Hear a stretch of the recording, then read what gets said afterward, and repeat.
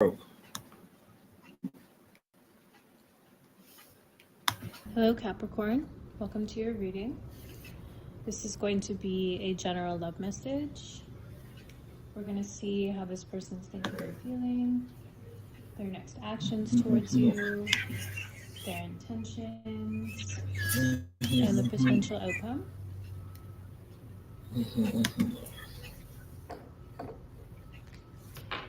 So just remember that energy is fluid and the roles could be reversed, and only take what resonates. And whenever you find this reading is the right time for you. If you felt drawn to watch it, then Spirit has a message for you.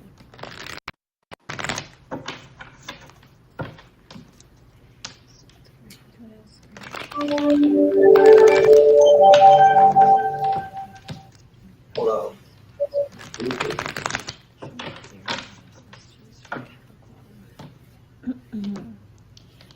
Okay, so if you're coming back, let's start this over again. Hold on a minute so we can get better volume. Oh, damn.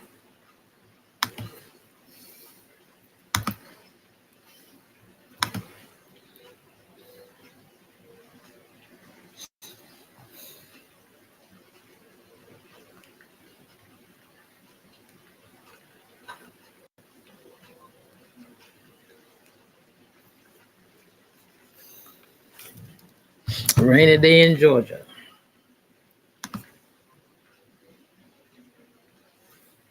Cold, playing games is not going to work, right? Something you're aware, I do it's like we pull all the stops out in the reverse, best the foot will forward. upright. Maybe this person This is just how I've always read tarot. Nine of Swords. They said put those back. Okay, so right away you're getting 9-9. How does this So look out for that. But when my cards start to sync up, especially right away, it tells me that this is a significant relationship. Blue, we got the 9 of Cups. Wow. Let's see. We also have the 9 of Swords. They said put those back. Okay, so right away you're getting 9-9. So look out for that. But when my cards start to sync up, especially right away, it tells me that this is a significant relationship in your life. There's usually deep lessons that come along with these. You make this person really nervous. They can't stop thinking about you and this situation. And I feel like it's because you are this dream come true for them. Tell me more with the 9 of Swords. 2 of Pentacles, Queen of Cups. This person doesn't know if they should come forward and tell you how they feel, because this person has a lot of feelings for you. They could be a water sign, Pisces, Cancer, Scorpio. The Queen of Cups is someone who, it's the Queen of Love, right? It doesn't mean they have to be a female, but it just, this person has a lot of emotion for you, and they feel for you. Like, I feel like when you share about you, Capricorn, or about your journey or your experiences, this person is very tuned in, but they're also they have a lot of empathy for you. Like, they're really like, wow, like it hits them deep when you share, is what I'm getting. They're really nervous. They don't know if they should tell you how they feel or not. Anything else about that 9 of Swords? Like, why is this person so nervous? The High Priestess. Yeah, they're keeping that quiet, though. I am seeing the 6 of Cups at the bottom, so this could be someone you have history with, but we'll see if it comes out. Could be a Pisces here. They're not telling you how nervous they are. They're not telling you about that they think about this all the time, or you all the time, that they have these deep feelings for you. I feel like, the High Priestess is mute, but strong intuition. So this person knows on a deeper level, on a spiritual level, that there's something here with you, that they care about you and your feelings and who you are on a very deep level for a reason. But it's not something they're necessarily sharing with you just yet, I feel. So this could be someone around you, Capricorn, who kind of like has a feeling that they have a crush on you or feelings for you. Maybe this is someone who's kind of always there for you, but there hasn't been like an established, like, do we like each other more than just friends, or whatever it might be. If you haven't met anyone yet, I think it could be a water sign, heavy Pisces energy.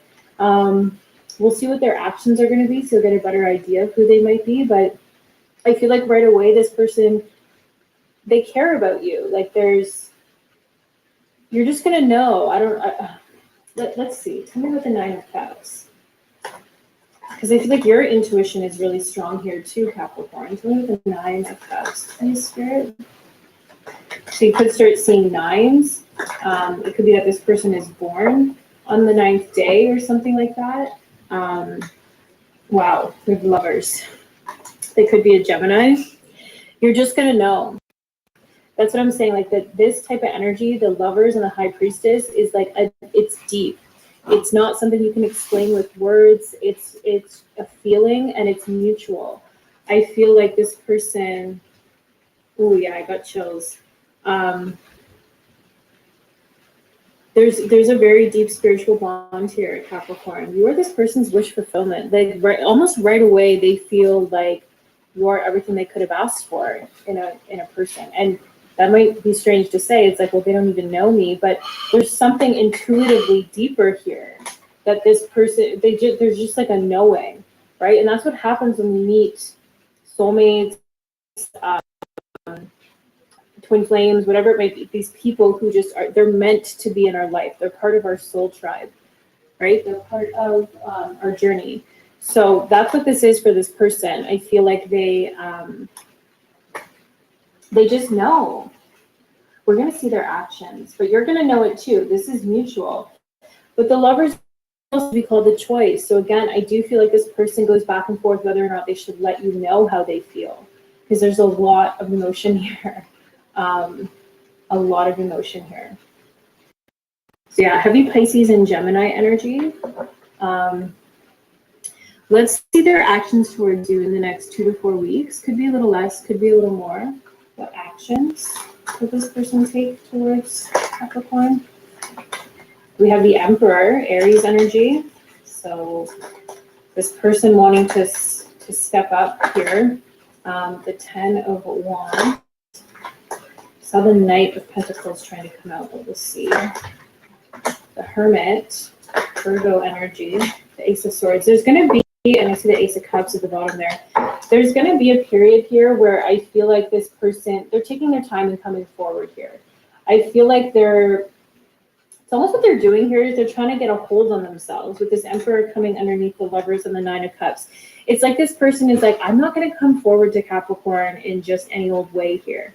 So this is someone who's very put together, someone who very confident, I feel very sure of themselves. But this 10 of Wands coming underneath this 9 of Swords High Priestess, I feel like it's actually stressing them out quite a bit that the two of you, I feel like they want to progress in a way that they don't, but they don't want to come on too strong. We're also getting the Hermit, Virgo energy here. So I do feel like this person is sort of thinking about what they want to say to you before they do. There is an Ace of Swords here. I feel like this person is going to let you know. There's going to be a conversation here. I'm going to pull on that to try and understand a little bit more. Tell me about the Emperor. The Magician, double Aries energy. This person is, okay, what I'm getting from this here, Capricorn, this is going to be someone, like I said, very sure of themselves, very confident, very a leader, a go-getter, kind of like demands the energy in the room, but not in a like cocky way. This person, I feel like they're just really thinking hard about how they want to come forward here. The Magician is like you have all the tools right in front of you. You have the Pentacles, the Cups, the Swords, the Wands, right? Like I feel like this person is like, I really got to think about all the ways I could, like, how do I use all my charm, all my intelligence, all my, swagger, all my, like charisma, like they're really going inwards and being like, these are all the pieces I want to pull to make this perfect, presentable person to come towards Capricorn. Like that's how it feels. I don't feel like this person just comes up to you and is just like very casual conversation. Like it's like they're really trying to plan out how they come towards you here. Because they're looking at this situation like, first of all, I also feel like they've tried to manifest. Well, they've manifested you. We have to remember that when we're trying to manifest a certain type of love connection or whatever it might be, it wants us just as bad, right? So I feel like this person has been thinking about, you know, maybe they've been really focused on work, and they have been thinking, you know, I want a partner to share this with, and they've been thinking about all the qualities they want in a partner and whatever it might be, maybe some of the same things you've been doing, Capricorn. So it's like, it's right in front of them. Now, I feel, so I'm going to pull on the Ace of Swords to see exactly what the conversation is, but this person is very wise. I feel like they have a lot of wisdom about the universe and how like the law of attraction works and things like that. They know what they put out, they get back. I feel like they've done a lot of inner work here with this Hermit card, this Virgo energy. But I also feel like this person like taking their time to think about what they want to say to you. Because like I said, they've manifested you. So they're like, I can't mess this up. Right? If what they've been wanting so bad, the Lovers and the Nine of Cups here, is right in front of them, they're like, whoa, okay, best foot forward here. So yeah, this person really wants to step into this Emperor energy, this divine masculine, being a leader, going for it, taking action. Tell me about the Ace of Swords, the King of Cups. Now you got the King and Queen of Cups here, and the Lovers. So there's already a lot, and they could feel like they're the only one that's experiencing it like this. So this person might say something like, you know, I really like you, but I don't know if you like me the same, or something like that. But they seem so in control of their emotions that sometimes it's hard to tell, are they that deep? That's the difference for me with the King and Queen, whereas the Queen of Cups like wears her heart on her sleeve. This is how they feel about you, but how their actions are different. So this person is definitely going to let you know that they care about you, or that there's definitely emotions there. And if you're like, there's no one in my life right now, so I have no idea who she's talking about, aces are new, right? And also, again, I feel like you've manifested this. This person has also manifested this. What is this 10 of Wands? What is this 10 of Wands? The 7 of Wands. Interesting. 5 of Pentacles, the 9 of Wands, the World. Okay. I'm getting two messages strong here. Yeah, the Tower, Capricorn. I feel like this person, they could have been someone who was hot and cold with people. I feel like this cycle is over with that World card there.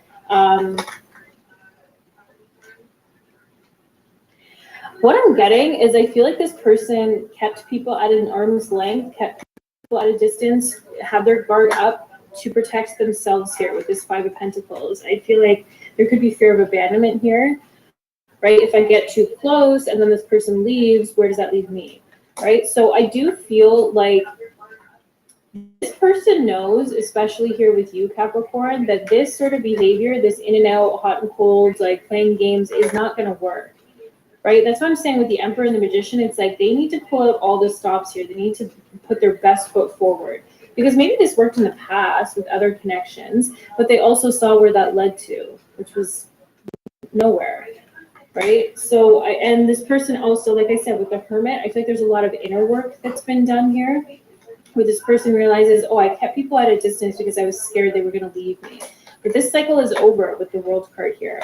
I feel like this person, like, they might not say shadow work, but I feel like they've done a lot of shadow work here, is what I'm getting. They're not afraid to be alone, but they also know that being alone, your solitude is wonderful, but they're looking for something serious here. And they know they can't have something serious the way that they're now wanting by being a player, being hot and cold.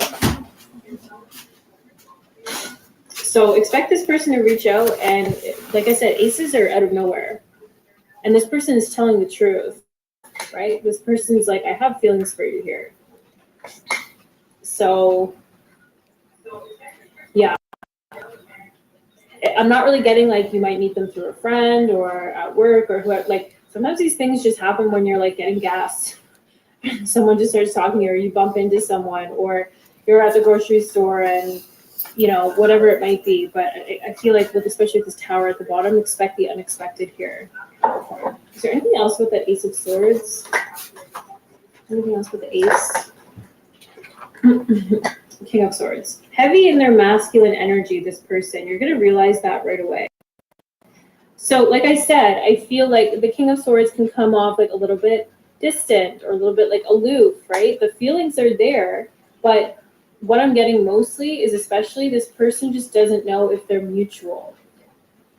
They don't know if you feel the same because they feel it right away. The Lovers and the Nine of Cups. The Nine of Cups is the first card out, but then the Nine of Swords was the second card out. So as much as this person feels for you, it also makes them really nervous. So someone who's heavy in their masculine energy, you're going to see a go-getter, a doer. I feel like I just heard they grind, like they're a hustler, like they're always doing something. But how they feel is they want to like be in that more feminine energy of opening up. But we'll see. Obviously that could take time. But what is this person's intentions with Capricorn? What is this person's intentions with Capricorn? Okay, we have the Star. So it could be an Aquarius here. Tell me more.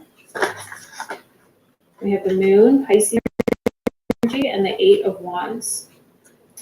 I feel like this person is just hopeful here that this can go somewhere. And like I said, I was picking up before, they're like ready for it to take that next step, the Eight of Wands. Like they're ready for this to progress here.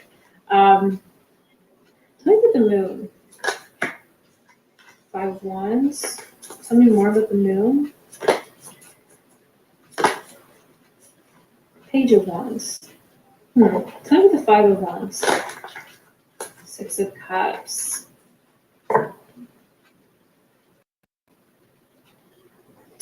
Tell me more. Yeah. There's someone from their past that's still sort of in the picture here, and I don't feel like it's something serious here, Capricorn. But I do feel like it's coming out for a reason here. There could be someone that they're still good friends with, but they have history with here.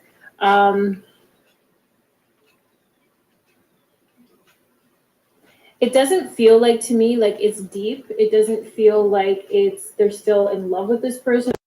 This person's in love with them. It's almost like the last, how do I put it? Like it's like the last piece to let go of their old cycle, if that makes sense. Like it's like this person's done a lot of inner work. They've done a lot of healing. But this last person is kind of like someone who comes around once in a while, kind of pops up. They might like, talk to each other here and there. There could be a little like flirtatious energy with that Page of Wands. And then it always ends up the same. I feel like it's always like they realize why they're not meant to be together. Of course, it's not ideal. We don't want to hear that when it's something that this person is trying to let go of, but it's almost like there's like a tie here or something. Anything else about this Six of Cups? And didn't I just say there's like a tie here? The Devil. So this could be a karmic, right? This doesn't even have to be a romantic partner. I feel like it could be a friend or a family member. Like it's someone that there's toxicity here with that Five of Wands and now the Devil. There's someone, it could be like this is their best friend's best friend.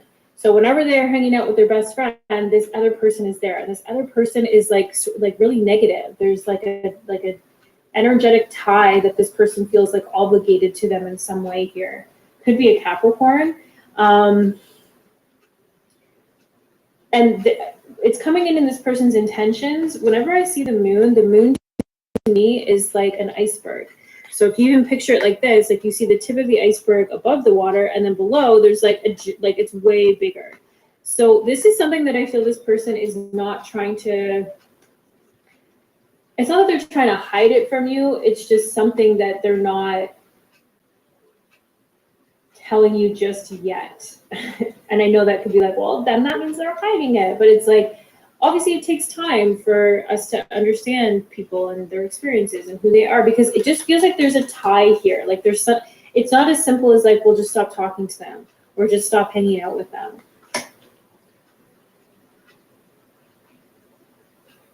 Yeah, that's so interesting. But this person's trying to kind of like keep that, like you're going to know it's a part of their life, but at the same time, they're not trying to talk about how, like maybe they feel like they owe this person something is what I'm getting. As soon as I'm looking into this devil card's eyes, it's like your person feels like they owe this other person something.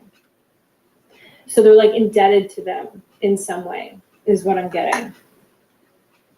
And they're trying not to, so they'll tell you about it because like I said, with the tip of the iceberg, but there's so much more to the story because underneath the water, the iceberg is massive. So, yeah, that's very interesting. Tell me about the Eight of Wands, because I feel like this is separate. This is like the two of you, Two of Pentacles. And we have the Ace of Wands. So this person, again, definitely a lot of chemistry here, a lot of interest here. What I'm getting specifically with this is this person, they're very interested in getting to know you physically, but they don't want you to, they don't want to move too quickly in that sense either. It's like they think about it, they want it, they fantasize about it, but they don't want to, your connection to be based off of that or to start off like that or just be about that. Because this is deeper for them. Even though they're coming off like a little bit distant here, a little bit like, I honestly feel like it's because they feel so strongly, so quickly. They don't want to mess this up. I just keep getting with that Emperor. They're hopeful. You see this the same. We've seen the Queen of Cups at the bottom. Yeah. This is so interesting with this, whatever this is. Could be, like I said, could be a karmic. There's definitely some sort of tie here. But let's see. What is the potential outcome between Capricorn and this person, please, Spirit? Whoa. We have the Six of Wands and Knight. They said, put those back. Okay. That's been happening a lot. So this could be this person, like, even sort of starting to do something in one way and then realizing that's not going to work with Capricorn. Or no, I don't want to do it that way anymore. Like, that's my old way of doing it. Or whatever it might be. Because that doesn't usually happen twice in a reading to put them back. We have the Four of Wands. We have the Eight of Pentacles, and we have the Queen of Cups. This person, you could work with this person. This could be a work situation. This person wants to work on this, but this is them. Look at it. This is how they feel, and now this is the potential outcome. This is them opening up. This is them working on that. And the Four of Wands to me is like taking that next step. So if you're dating casually, the next step would be becoming exclusive.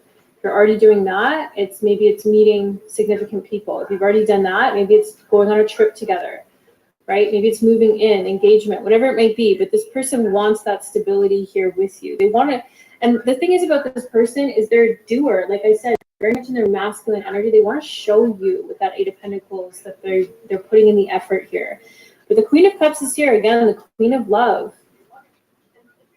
This person wants to let you know that they care a lot about you. So it might take some time, but it feels like this person will start to open up. So I'm seeing that Nine of Swords again at the bottom. Like it's nerve-wracking for them. And so this tie that they have might even be like a friend, like I said, or a friend of a friend who's like, oh, like singlehood forever, or like bachelors forever, or bachelorettes forever, or whatever it might be. And it's like this person feels obligated to them, like they think they can't just give them up because there is history here. But this person's in like a different cycle now with this World card.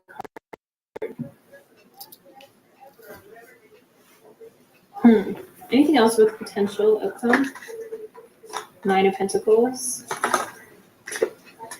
The Chariot. Cancer energy. Nine of Pentacles. The Chariot. Cancer energy. The Four of Cups. Tell me about the Nine of Pentacles. Seven of Cups. Knight of Pentacles. So here's the thing. I feel like either you or this person, or maybe even both of you, are both wanting to take this slow. There's a lot of communication coming in, but you're not trying to rush into anything here. There's this energy of, I don't want to put all my eggs into one basket here. I don't want to rush into anything. The Chariot card, you know, you can go either direction. It's like, if I just go for this, is this it then? Right? So there might be this energy here from you, Capricorn, or this person of like, I just don't want to put all my eggs in one basket just yet. Let me see if are there other potential options here? But it feels like this person is genuine. It feels like they do care a lot here. But this just might be you being like, well, you know, the last time I put everything into something, that didn't work out too well. But the Four of Cups is here, which is like, there's potential to miss an opportunity here that's like right in front. Yeah, like it could be based on something from the past here. I feel like you are in control here, though, Capricorn. I am getting that with this Chariot card. I feel like you're in the driver's seat. So wherever you want to take this, if you're like, I like you, but I want to kind of keep my options open right now. I still want to maintain like my singlehood, independence, but like, let's take this slow. I feel like this person's like, okay. I don't feel like they're like, no, date me now, or that's it. Like this person's like, okay, you let me know. Which I feel like is a good sign too, that this person is sort of, they understand where you're coming from. Well, especially if you find out about this, whoever this karmic is.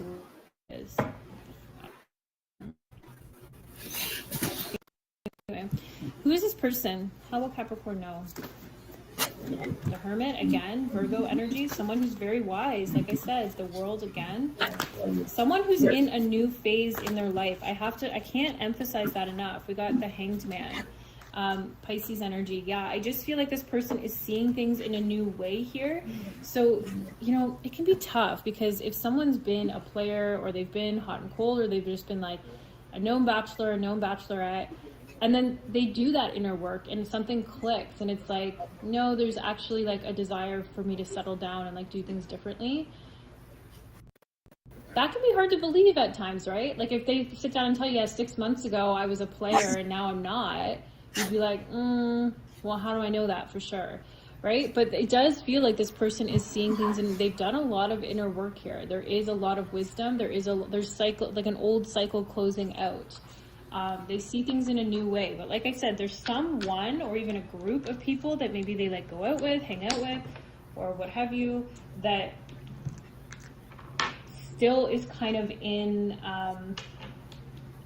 their old energy, I guess you could call it, that they still feel tied to in some way. Oh, thank you, Spirit. I said you didn't do advice. Advice for Capricorn, please. So they could be a Pisces or a Virgo. We got Judgment. We got the Three of Swords.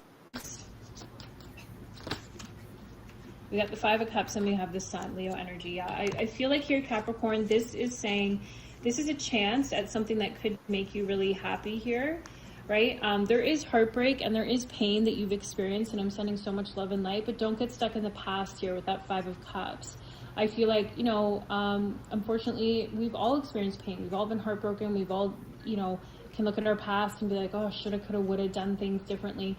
But if we stay there, it will result in missing things in the present, right? So Judgment is a second chance, right? I feel like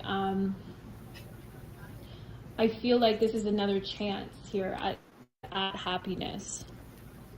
But I also feel like in order to get to this happiness and this abundance, you have to go through whatever you've gone through maybe already, or maybe you're going through it right now. You kind of have, it's like coming out on the other end here, right? Like the only way to the other side of the forest, so to speak, right? We can try to go around the forest or ignore the forest or jump over the forest, but it's like, no, like you have to go through it, right? That's kind of, and I'm saying forest, I'm not sure why, but I guess there is like a tree on this Three of Swords here. And it can be lonely and it can be sad and it can be painful. But I feel like on the other end here, there's actually a lot of happiness. I do have to acknowledge, I wasn't picking it up like this, but when Judgment and Six of Cups come out in a reading, it can indicate someone from your past coming back from for a second chance. But because of these aces and because of the way it came out in their intentions, I feel like it's different. I feel like their past is still tied to them in some way, and this is actually a new chance for you here. Yeah, I don't mess up again, y'all.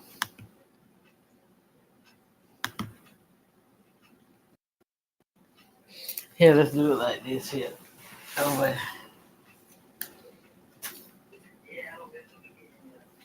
I be trying to mess with that while and it'll cut off playing while I'm doing it.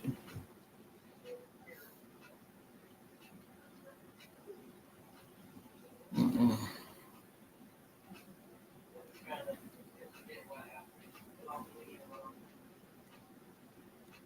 Actually a new chance for you here. But of course, this is a general reading, so take it as it resonates. Let's see if there's anything from Kipper. Okay. We have poverty, which can be just like a lack mindset, right? Which can relate to that Five of Cups in a way, right? Of not being enough or things always going poorly. We did get child, so there could be children involved here. Maybe on your end or their end. We have occupation. Some of you could work with children. And then we have distant horizons. So definitely something coming in the distant horizons there. Let's see if there's any hidden messages for you here, Capricorn. Any hidden messages for Capricorn, please, Spirit? There might not be. I am afraid to contact you. So this is what I'm saying. This person, like, they want to say what they want to say on their mind with that Ace of Swords, but there is nervousness here. They said no more. Okay. So this person's scared to reach out. Nervousness. Like I said, this is deeper. But it looks like they're going to in the next little bit. We have happiness. I am aware that being happy means that I am on the right path. Right? So there's that sun card again, right? That happiness, that abundance. If you're feeling good, allow yourself, right? I feel like you've been through a lot, Capricorn. Like I'm just, again, the forest analogy is coming through, and I feel like that forest has been long and dark, and there's a lot of trees. It's a thick forest. You've been through it, but you're about to come out on the other end, or maybe you already have. And I feel like this connection, this deeper connection is something that you've been wanting, and this person too. So allow yourself to be happy. And then we have forgiveness. I acknowledge that harboring resentment blocks the flow of love. So this is what I'm saying. If there's anything from your past, sometimes it's not always forgiving other people. Sometimes it's forgiving ourselves, right? Because we can get caught up in, well, how did I let them do that? Or why did I stay? Or why did I let this happen that way? Or whatever it might be. It's like I honestly feel like you had to go through the certain things you went through in order to be where you are now or where you're going, right? Everything's a lesson or a blessing. And I know that's so much easier said than done. I know it's like, yeah, but, and I totally get it.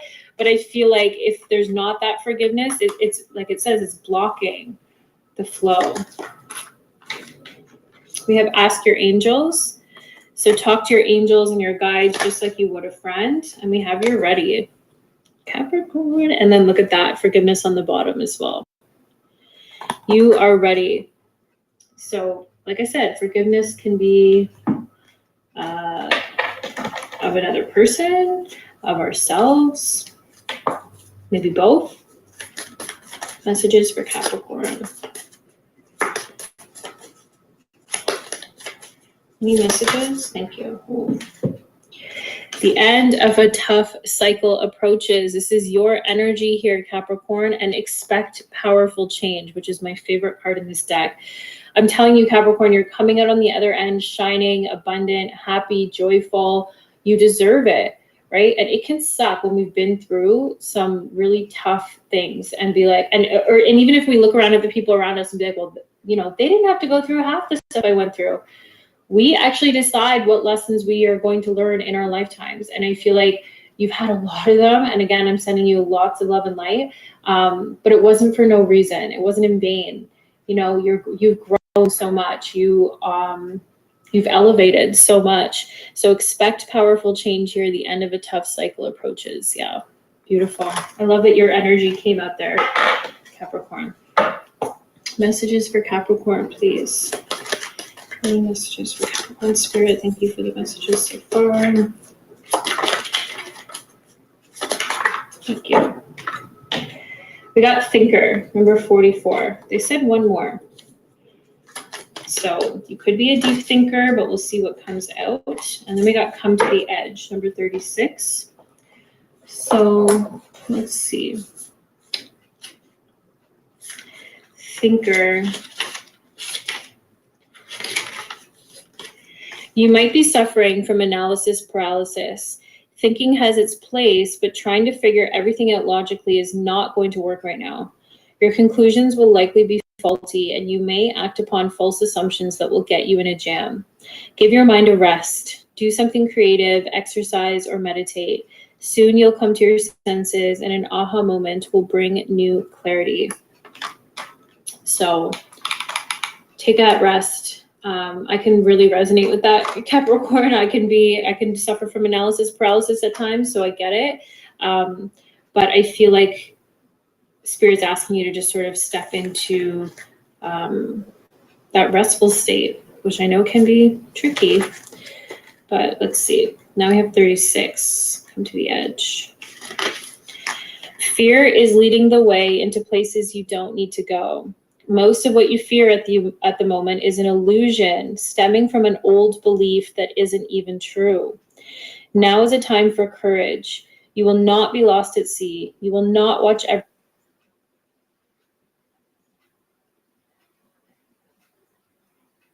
Hello, Capricorn. Welcome to your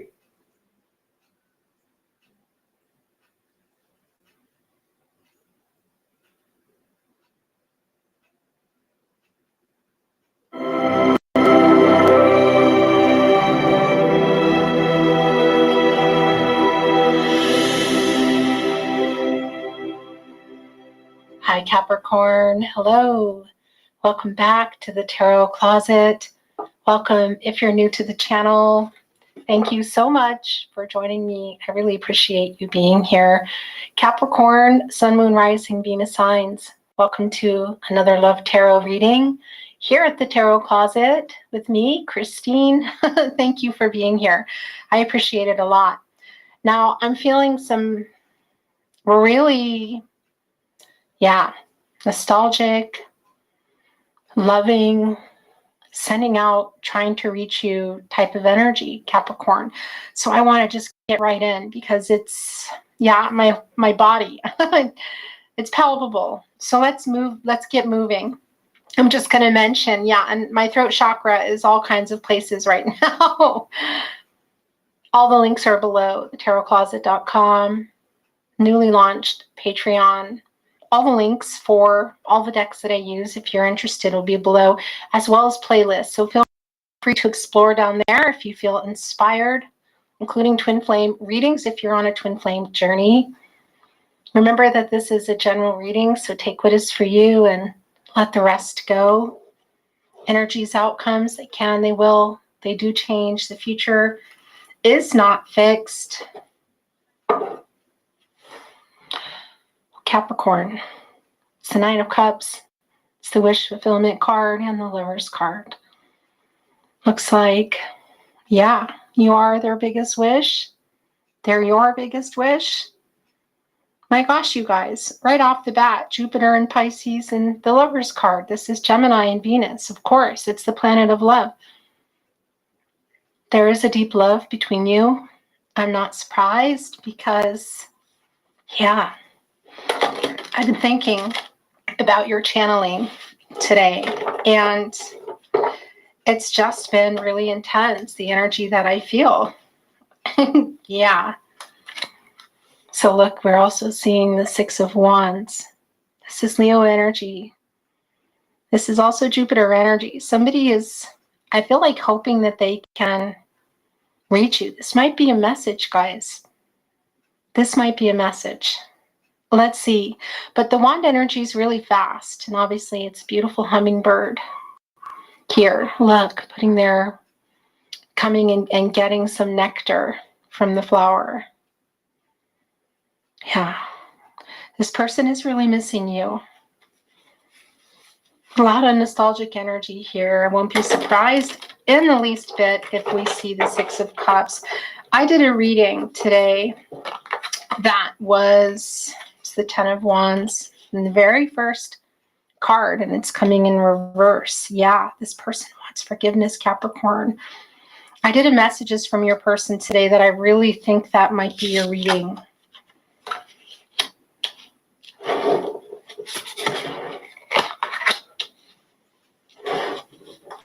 Look at how these are coming down. I think that one is yours too. It's the Queen of Pentacles and it's in reverse here. Why is it in reverse? Yeah, it can be that this person has other people in their life. Look, whoa. It's the Three of Wands. This is Aries energy. This is the Sun in Aries. And there's the Sun. This is Leo energy. Connected to the source, God, Goddess, the universe. This person, I feel like, as we can see in the Ten of Wands in reverse, is wanting a new start with you. But how is this? Is this just to talk again? Because what I feel like they're wanting here is forgiveness. This is somebody who, wants forgiveness, guys. And the Queen of Pentacles in reverse is telling us that it can be that there's other people in their life. What's going on here? It's the King of Wands coming below the Ten of Wands, and this is in the upright. Yeah, this person wants to make peace. Look at this. For some of you, this is your twin flame. It's not for everybody, but it's the fiery energy. Of course, it's the King of Wands. It's the energy of love. It's the idea of love. This person, I feel like, is almost calling to you through music too. Are you hearing a lot of songs that you're connecting with? I might bring down some song messages today. Yeah, because I'm hearing that. I'm hearing that you have a really strong connection to music.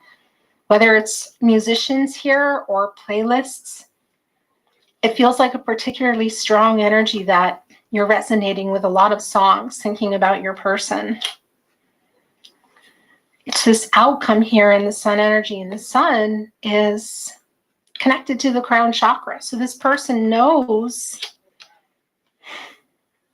wow, I feel like what they want to say. Okay, here's the thing. The Lover's card came back. It came in reverse. What does that mean?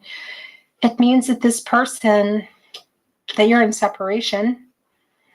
This person has regrets for decisions made, and they want to make peace. Look at this.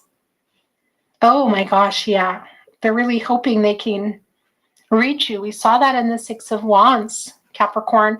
And the Ten of Wands in reverse is, this is somebody who, yeah, they really want forgiveness. This is somebody who is seeing things now differently. It's a new cycle, guys. What kind of new start? Could it be talking? It's Page of Pentacles. Right under the Three of Wands and the Wheel of Fortune. Cycles of life, fate, destiny, yeah. Destined connection, yeah. Fated connection, yes. A deep soulmate connection, yes. Yes, this is somebody you feel like you have known forever. Look what she's holding. It's a clock. It's divine timing. Interesting, because it's coming right below here with the Queen of Pentacles. So it can be that there's other people in their life that are depending on them. And this beginning may not include physical. I want to say that's the earth energy. And it feels slow moving. And here's the thing. Look at all these wheels here, guys. That's the Wheel of Fortune. It's always turning through the ups, through the downs. Taurus, Leo, Aquarius, and Scorpio come through. Why? They're all fixed signs. They don't really like change. This person may have people depending on them, whether it's financial, but it's the earth energy. It's the commitment energy. So that this person is committed to, I feel like, something in their life. And look, it's the Page of Pentacles here, catty corner, and this is in the upright. Yeah, so I feel like this person wants to talk to you about it. Do I feel like they're coming here with an offer of a commitment? I don't. But there is a piece that they want to make here. It's really strong. And that Sun, look, that's the thing. You've got the watering can here. That's the emotions. But they also need the sun. It's the knowing, and that's the sun. You need that to grow this garden. This person, I feel like, really wants to make an apology. And it's interesting, too, that it's coming through here, because it sort of feels like they're distanced from someone or something and able to connect. But it's also, it's the wand energy, so that's why there's the fire. But for me today, this is kind of like showing us what may have gone on, which may have been that something got destroyed here, whether it's trust, contact, what was it? The partnership? Because the ground, when the fire is going through, it destroys it, you know, and then you come back and it's eventually fertile again and new beginnings. And that would be a lot of that Queen of Pentacles energy. This person wants to make peace for that. They really want forgiveness, guys. It's coming through so strongly. And the Ten of Wands. And here, I'm going to show you all of these. The Lover's card in reverse. This is somebody who regrets a decision or decisions. Because when they made them, they were in the Ten of Wands. It's a lot to carry these on their back. This is in reverse now. So this was just a lot on their mind, a lot of things, and I just don't feel like they gave you the time, the respect. There's a lot of things that went on, and we see it here that they were wanting forgiveness in the Ten of Wands in reverse. They have regret in the Lover's card in reverse, which is also telling us that this is a no contact and or in separation reading. This can be breakup energy, divorce energy. The main thing here is some choices that they made. And it's all really connected for me. As I said, I mean, this is the King of Wands. This isn't really about, you know, arguing or something here. It can be in the Lover's card in reverse, though, or just simply some bad decisions. But what's coming through for me is that this is somebody who's confident, and look at that fiery energy, and really wants to apologize. And I'm just getting really strong Emperor vibes here today. I'm going to bring in some more decks. But if this person wants forgiveness, you're going to know what that's for. And look what it's catty corner here too. I want to show you that as well. It's the Three of Wands. Again, it's the Sun in Aries. And this is somebody who's, yeah, thinking about moving, whether that's physical travel or it's the journey. But for me, it's also about emotional connections, just being vulnerable, because that also comes through for me. We saw that in the Four of Pentacles. I feel like this person really wants to emotionally open up in a different way and apologize here. Bad choices, regret, what was it? A next level, you know, when you see this, it can simply be about those emotions that they were withholding, because I feel like this person really was. That's also why I feel this is the energy of the Page of Pentacles. I don't really feel like they're coming here to offer love so much as healing, forgiveness, wanting to apologize and repair whatever happened. That's the banging of the drums. And I tell you, I feel like I feel like music is, yeah, a really strong connection for the two of you. This is the new cycle, but can they turn it? Because they're thinking about here coming. So is this physically coming? Is this maybe in a message emotionally? Possibly. Because look, there it is. Spinning it, seeing if you're there. Will you take a call? Will you take a message? Will you respond? I feel like wanting to put that down, because we saw that. Didn't we see that? No, why am I seeing that? I'm seeing the King of Cups, you guys. I'm seeing the King of Cups. Yeah, this person who was emotionally, I just feel like we're not available. We're not giving. We're holding back. That's the vulnerability that I feel here in connection with the Lovers in reverse. That's the regret, the apology, and the Ten of Wands. And that's why I feel the Page of Pentacles is here, especially catty corner with the Sun. It's sort of like, boom, you know, playing the drums, I know, but this is a peace offering for me, guys. It's really strong. Like they know what they want to say here, and for healing.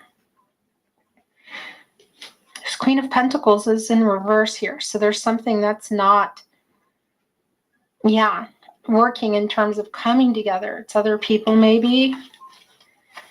I want to bring in another deck, but I got to show you. You're not going to believe it. Or maybe you will. I do, because I'm not surprised. I just picked up the deck and look what was here. It's the King of Cups. This is exactly what I was seeing. Oh my gosh, you guys. Yeah, this is somebody who has a lot of, here's the thing, there's a lot of emotions. There's a lot of love for you, Capricorn. There's a lot of regret here. There's a lot of regret, but this person also, there's some confidence going on, and they just want to, and it's almost like you get a glimmer of it, you know, so they might go back into some ego, because there's some ego here too. But at the core, this is the King of Cups here. And I felt this King of Cups, and as I was looking at the Three of Wands, because I feel like, yeah, that they want to put this, that this for me, the Three of Wands today is about them putting this, despite all the stuff around them, okay? You see, and the water is even a little bit tumultuous. They want to put it down here and express apologies, regret. It's catty corner with the Lover's card, and this is really the King of Cups energy, and that's what I was feeling. Emotional vulnerability, and that's what's coming through here. Putting it down, despite also maybe not getting the same response. Other people might be involved that may or may not know. I'm not sure about that. That's not real clear, but there are sharks in here, you know? Mm-hmm. But this is the King of Cups energy. This is somebody who's sharing their emotional, you know, very strong emotions. Yeah, I'm not surprised, really, because, yeah, I felt like the King of Cups was here. What is showing itself below? Oh my gosh. Okay, it's the Hangman, and it's in reverse. This is more Pisces energy. So this person, I have to say, this is, okay, so the reason I feel like this just happened, because the message is that this person was selfish with their emotional, what they were giving, what they were not giving. It's super clear, guys. Yeah, indecisive, some ego, somebody who wasn't acting, and they have a lot of regret for that. Wondering, will you forgive them? How do you feel about them? We saw this in the upright, so I think you love this person. I think you love each other, but we see this as in separation. This person is worried, I feel. It's interesting because after everything, and even some selfishness that comes through with their emotions, withholding, possibly some ghosting, yeah, but withholding emotions. With everything that comes through with that, I don't know, I still feel like the energy coming is a really good energy. It feels, I don't know about innocent, but it feels, yeah, like this person really genuinely has regret. This person, I just feel this Lover's card in reverse, guys. We know the love is there. We saw it already. This person has a lot of regret for choices that they made, and I feel like also didn't make. So they kind of want to write it, but I do also feel like they're a little bit worried that maybe you're not as receptive. I don't know why that's coming through, but it just is. Let's get some overall energy. Then I'm going to bring in some more cards. Capricorn, another deck. Please show us the overall energy for Capricorn. Aho.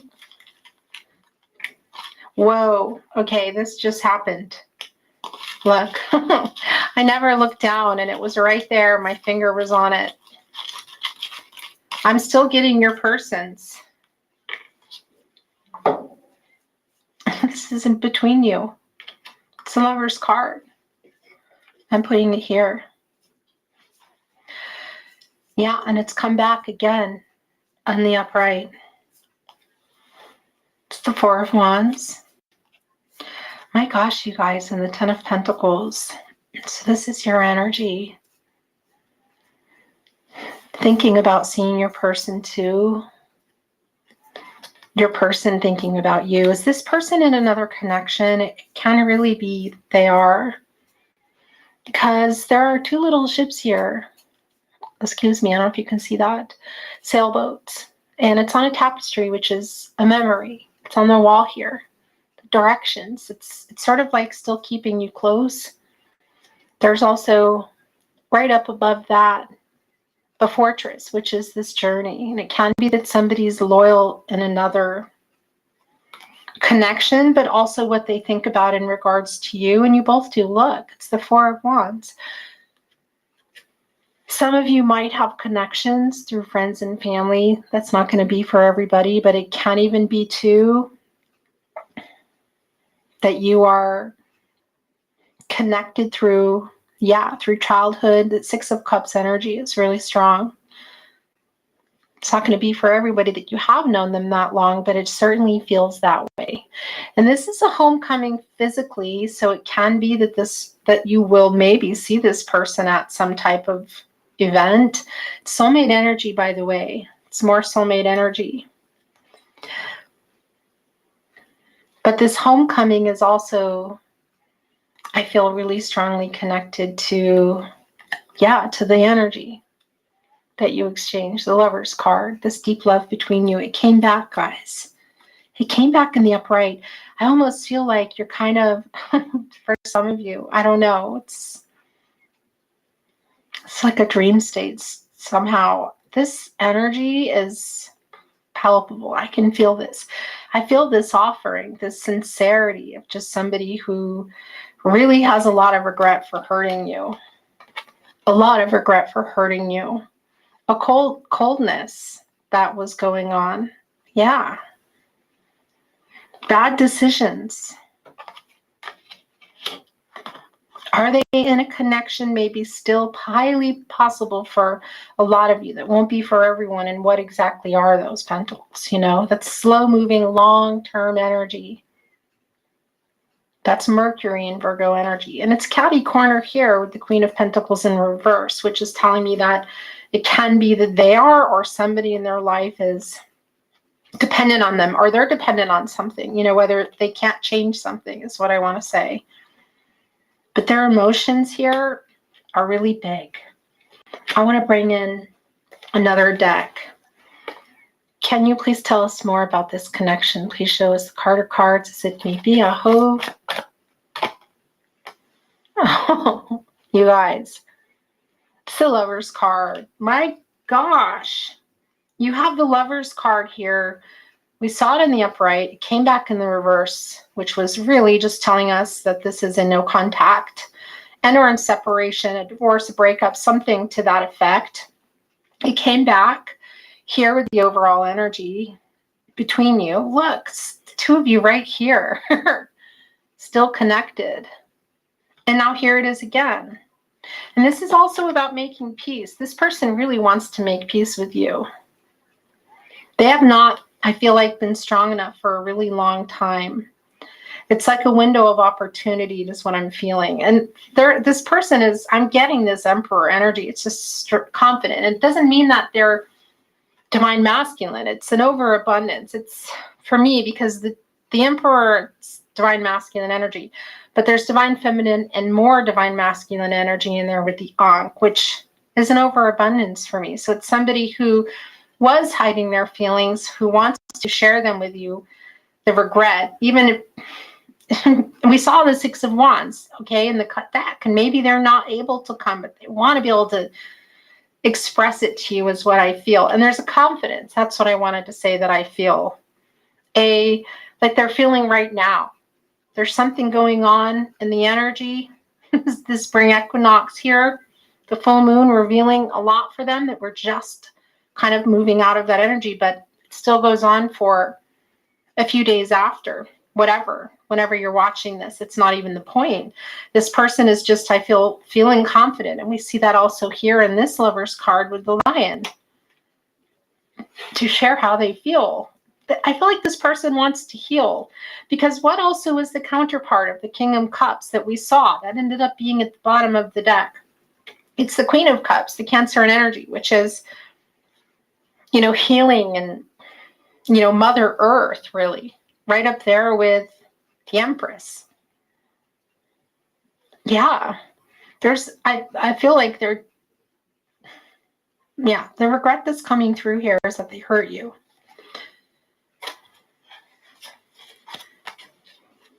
Let's ask a specific question. Is Capricorn's person coming here in the 3D or through a message? Is this an energetic, is this a message coming through here today now? Is this the message? Because the regret, the wanting to make peace, the apologizing, the showing, the vulnerability and the emotions is strong. Can you please tell us more about this? Please show us the card of cards as it may be. Aho. Wow. Okay, you guys. It's the Four of Water. It's the Four of Cups. This is Cancer and energy. It's the mood energy too. And yeah, it can be that they come out of nowhere. You're not really sure what you wish for, because I feel like in many ways, as much as you think about this too, it is the 4 areas of support and stability: mental, emotional, spiritual, and physical. So some of you might still or might now not be available in one way or another. But I also feel not anger so much, but a hurt energy. So that's the apathy coming through in the Four of Water. And here's the thing, it's super emotional. And this is maybe somebody coming. And here's the other thing. These are pearls. And you know how pearls are formed. They are, they're like a, I don't like to say, intruder, a foreign part. Like it's something that it opens up, the clam, and sand, even a grain of sand gets in there or something. It's perceived by the membrane, you know, that it's foreign, and they just cover it and cover it and cover it. And so it can be a bug or it can be a piece of sand, okay, to protect. It's what they do. And so you get a pearl. So what this person wants to make peace with, I feel like it's that. And it's emotional to me. It's emotional withholding. It's somebody who was cold, who wasn't showing you how they felt here. And bad decisions, regret. This is so much of how I feel in this reading today, Capricorn. Because there is an apathy coming through, but you kind of can't deny the love either. It's sort of everywhere here.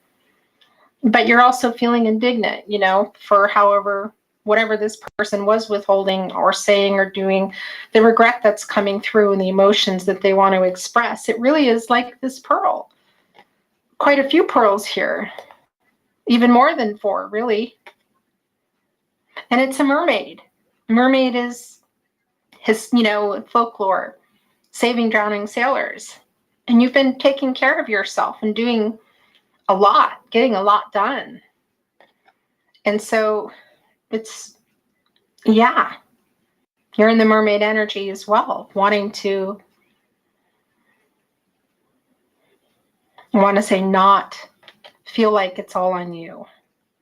And so there's an apathy. It's almost like I'm not looking, yeah, whatever, but it's what you really want to hear from them. But there is a little bit of bitterness, isn't the right word, but hurt, you know, it's hurt coming through. There's a lot of love here, guys. It's very clear. It's clear it's in separation. And I feel like this person, excuse me, guys, is the camera. And if this is how they're coming through, it's this message today, then this is how they're sending it. I want to get some song messages. I'm going to get a little bit of oracle. Then we're going to get some song messages, because I really feel like. Hey, Scorpio. Welcome to your March 2023 monthly reading here. We're just going to go ahead and jump straight into your reading. Thank you for being patient. So let's take a look here. Hopefully y'all are doing well, Scorpio. Let's see. I'm all jacked up on caffeine. On coffee. Skip. I'm all jacked up on Mountain Dew.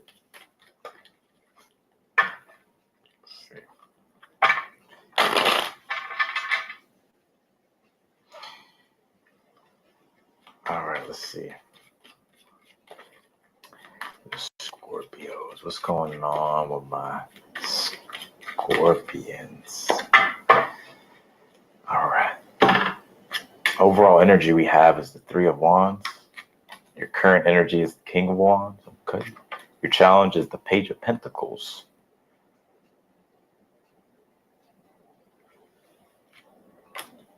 Future is the Six of Swords here. All right, Scorpio.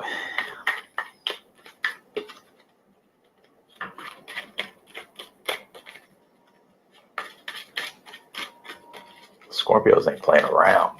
I see y'all being very self-determined here. Very expansive as well. I feel you're becoming, Scorpio. There is something I do see here that you're trying to work on with the Page of Pentacles. Like there's something that you're trying to pull together here, like something that you're creating basically. I feel as well, it's like you're waiting for something to come your way too. Like you're waiting to see the initial results of your manifestation here. You know what I mean, Scorpio? All right, let's see. Two of Swords is in the position of something that you're unaware of. Death card is how you get through your challenge. Got to be scorpionic, Scorpio. Eight of Wands is in the future position, or in the outcome. Yeah, it's interesting. There could be like some type of delayment here, or you're just like waiting for some type of feedback, or you're waiting for some type of initial result here.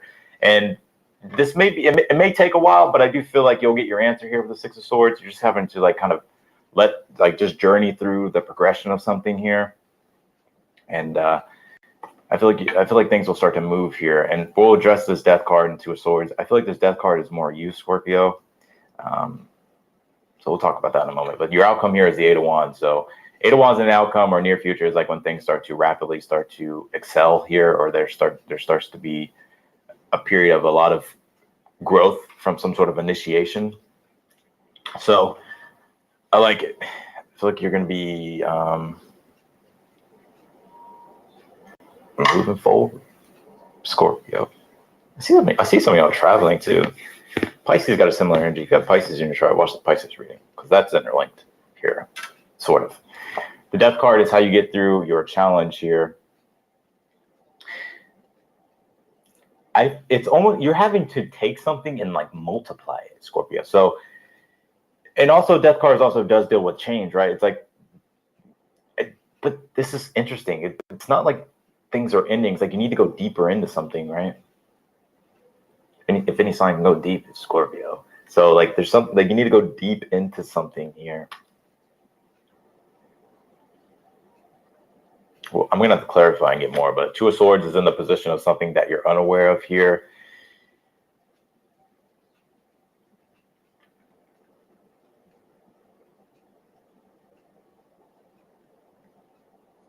There's a decision that needs to be made. So let's actually pull your oracle cards and we'll clarify, because I'm not just going to speak on something that I don't know all the answers yet. You got Coffin, Inevitable, and you have Reveal here.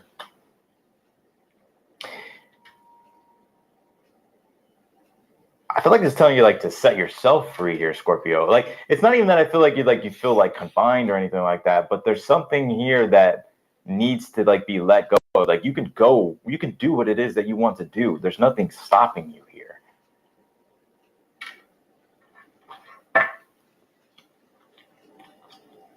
Surprised I haven't pulled the Judgment. You have Mars motion. Yeah, it's like initiation, right? That's what Mars is. It's inceptive, taking the initiative, action. So continue to move forward here, Scorpio. That's what Mars energy is. It's like, and Mars is in your 8th house too. So, and which the Death card can relate to the 8th house because it's Scorpio. So like there's something here that it's like the more you're able to go deep into something, the more activating it becomes for you.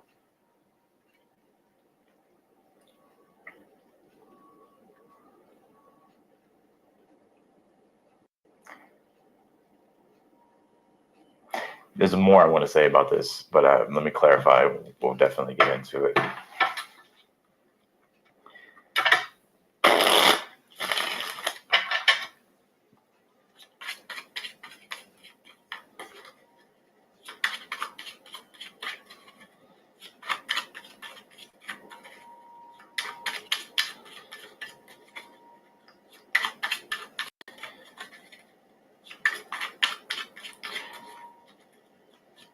Scorpios are like, I want transformation.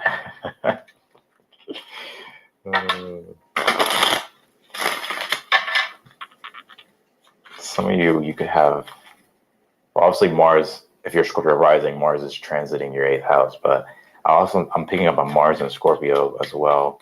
So some of you may actually have Mars and Scorpio. Okay. Strength card on the 3 of Wands, overall energy here.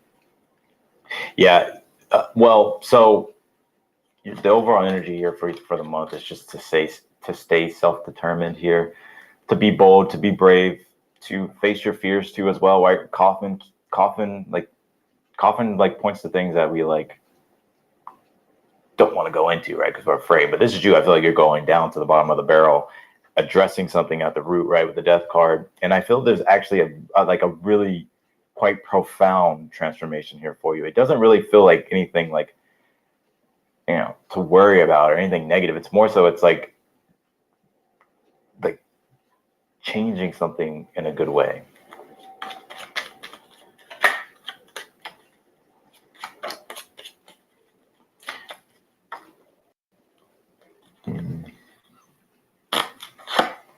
Ten of Cups here on the King of Wands here. Yeah, I like it. I feel you have a lot of great things. I feel that that's going on in your life, and it's more so it's like you're starting to see like the bright, positive side of things again. Not even again, but that's just like the energy that you're in. Like there's almost like a renewal, hope of faith or whatever, or inspiration. I just get your confidence and your energy being renewed, and that's Mars in the 8th. Because 8th house is life force energy, and you put Mars there, it's like very activating. You have the Devil card on the Page of Pentacles here. Let go of perfection, Scorpio. Page of Pentacles, Devil card, and the challenge is like where we can sometimes focus on the material aspect of things. And Saturn and Pisces, that's what it's going to be teaching a lot of people. Is like, is there really spiritual fulfillment in the material things or the things that you did just for your ego, right?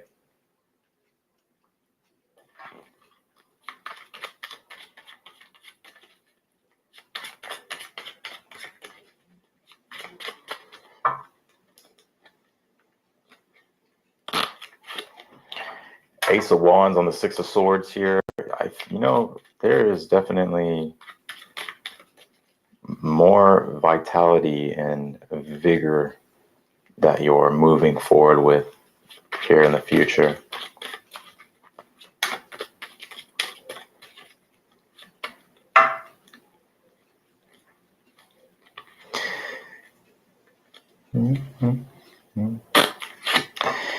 Get 3 of Cups, 2 of Swords in the position of something that you're unaware of here. I'll pull more on this actually.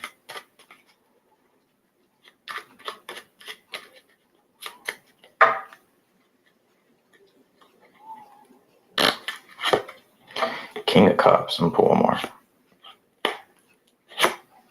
Queen of Wands here. Ooh.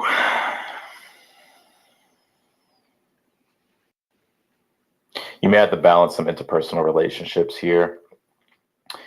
Because what I feel like what's going on here in the position of something that you're unaware of, it's like you're having to find balance not only like in your own independence, but also in regards to your relationships. So like interpersonal relationships need to definitely become balanced here and start to realize like what's your task and what's not your task.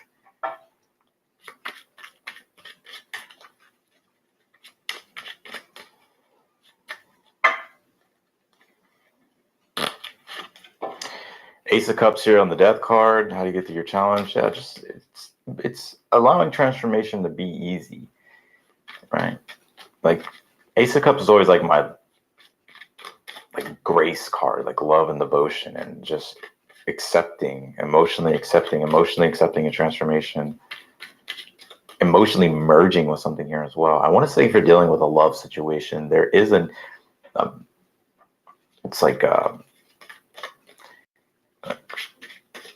be grateful for whatever this is, because I feel it may be changing in a good way, like a good transformation is coming out of it.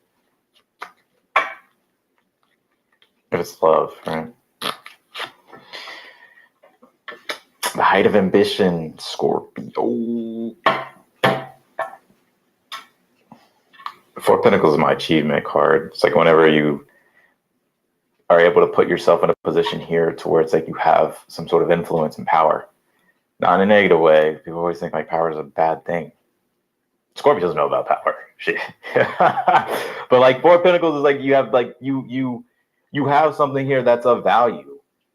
And it's allowing you to move forward with the Eight of Wands. It's allowing you to expand more in your life.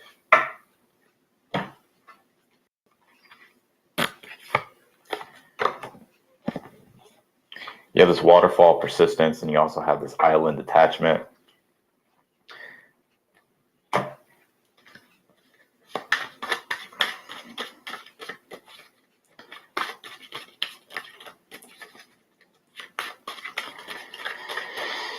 It's interesting.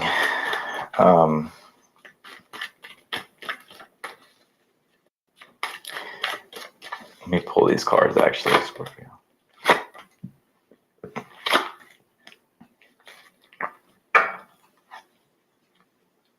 You're establishing some type of individuality in something. A lot of y'all are like, I'm already independent, but like, hear me out. Like,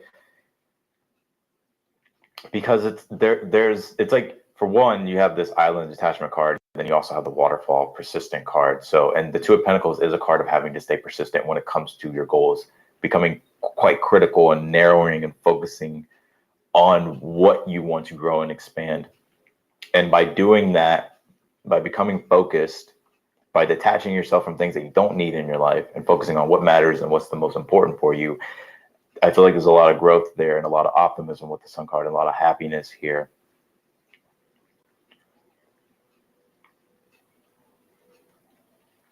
But you're going through a period of growth, which is why also the persistence cards here with the Five of Wands. So Five of Wands is like when our self-concept is changing or it needs to change and you're being challenged. Your ego is being challenged, basically. Your sense of awareness is being challenged to grow. And it's through the hard work and through the persistence you gain your rewards. And that's what I feel like what's going on here, Scorpio. There's definitely a radiating change. The phoenix is rising for the Scorps. So that's what I got for you, Scorpio. I appreciate y'all for watching as always. If you like the video, don't forget to hit that thumbs up before you leave. Also down below is the link to the new. Hello, Capricorn. Welcome to Blunt Side Tarot. My name is Robin. And Capricorn, today, we're just going to do a general reading, baby. We're just going to talk about you, see what's going on, see what messages the spirit guides want to pass along today. So let's just talk about you and see what's going on in your life or what you can expect here in the near future. Spirit guys, what's going on with the Capricorn Collective, please? Show me what messages you want to pass along today. What's going down? Oh my, we have orphaned here. So card number 5. So you're feeling left out, you're feeling hurt, you're feeling sorrowful. You've just definitely had some disappointments here, Cap. Let's see what's going on. Let's see how this is going to play out. What is this orphaned energy here for Capricorn? Capricorn, for those of who are interested, I am doing personal readings. So if you want one, the link is in the description box below. Something you worked hard on didn't quite turn out. There's the Hermit energy, okay? What else do we have here? What else? Talk to us about the Capricorns. There's the Crossroads here. But the Five of Pentacles isn't down, so that energy is changing soon. You're starting to feel optimistic, eh? I'm just making up words here. I was going to say hopeful, and then I was going to say optimistic at the same time. So you're feeling hopeful and optimistic. There's definitely been some delays and some obstacles here. Okay, come on, get the cards out so we can get into our reading. Yeah, but the Knight of Pentacles and the Four of Wands. So you'll be celebrating here in the future. It's just having the strength to get over some of these disappointments, some of these things that have not gone well. The Eight of Pentacles and the Chariot in reverse. That's the universe putting a halt on something. Something you worked hard on here. Something that you were working towards. It ended. It didn't work. What do you want to say about that? The Ace of Cups and the Three of Cups. And the Nine of Wands. Yeah, you're the wounded warrior. But the thing is, you're not going to let that keep you down. You're not going to let that break you. You're not going to let that bring you down. You're still continuing to celebrate, to move forward, looking forward to a new beginning For those of you where it's love, you're looking forward to meeting somebody new. For those of you where this is work or finances or careers, you're just looking for something that's emotionally fulfilling, something that will make you happy. Now, the Nine of Wands tells us, yeah, there's the Page of Cups. Look how I did that. This little fish is popping out. Something very magical is coming towards you. But that's the Page of Cups, right? It's very magical, creative, exciting energy. So there is a new beginning coming here, but it's been a long time coming. You're the wounded warrior. But the point of the wounded warrior, what I was going to say, is that you might have your walls up. You might be bruised and battered. You got beat up a little bit here, but you're about to get what you want. It's the last oomph. You know, you've dealt with all that bullshit, and now come the blessings. You've been through the storm, and there you are. What's with the King of Pentacles? Now comes your stability, right? So just keep your head up. Keep focused on the prize because it's coming here.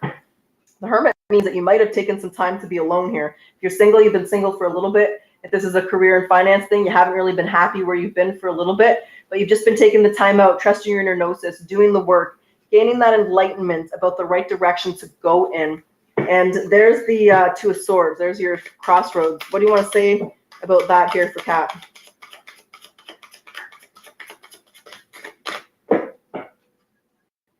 The Ace of Pentacles, your patience is going to pay off. The Ace of Pentacles and the Page of Cups again. You're definitely. They said, show more gratitude.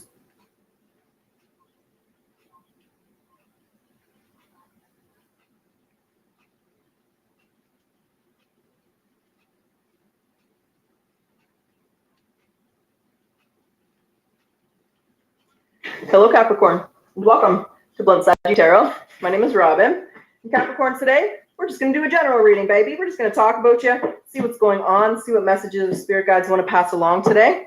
So let's just talk about you and see what's going on in your life or what you can expect here in the near future. Spirit guides, what's going on with the Capricorn Collective, please? Show me what messages you want to pass along today. What's going down? Oh my, we have Orphaned here. So card number 5. So you're feeling left out, you're feeling hurt, you're feeling sorrowful. You've just definitely had some disappointments here, Cap. Let's see what's going on. Let's see how this is going to play out. What is this orphaned energy here for Capricorn? Capricorn, for those of who are interested, I am doing personal readings. So if you want one, the link is in the description box below. Something you worked hard on didn't quite turn out. There's the Hermit energy, okay? What else do we have here? What else? Talk to us about the Capricorns. There's the crossroads here. But the Five of Pentacles isn't down, so that energy is changing soon. You're starting to feel optimistic, eh? I'm just making up words here. I was going to say hopeful, and then I was going to say optimistic at the same time. So you're feeling hopeful and optimistic. There's definitely been some delays and some obstacles here. Hey, come on, get the cards out so we can get into our reading. Yeah, but the Knight of Pentacles and the Four of Wands. So you'll be celebrating here in the future. It's just having the strength to get over some of these disappointments, some of these things that have not gone well. The Eight of Pentacles and the Chariot in reverse. That's the universe putting a halt on something. Something you worked hard on here. Something that you were working towards. It ended. It didn't work. What do you want to say about that? The Ace of Cups and the Three of Cups. And the Nine of Wands. Yeah, you're the wounded warrior. But the thing is, you're not going to let that keep you down. You're not going to let that break you. You're not going to let that bring you down. You're still continuing to celebrate, to move forward, looking forward to a new beginning. For those of you where it's love, you're looking forward to meeting somebody new. For those of you where this is work or finances or careers, you're just looking for something that's emotionally fulfilling, something that will make you happy.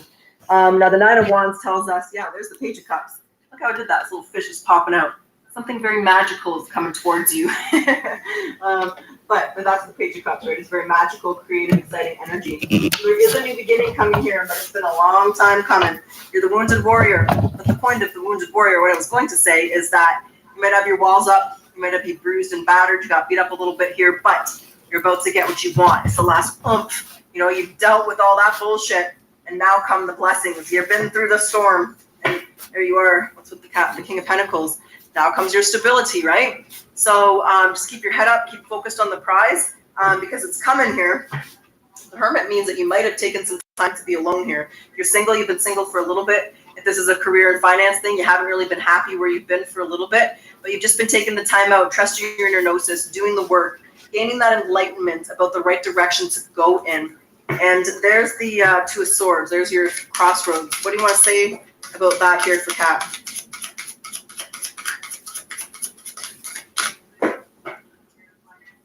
The Ace of Pentacles, Your patience is going to pay off. The Ace of Pentacles and the Page of Cups again.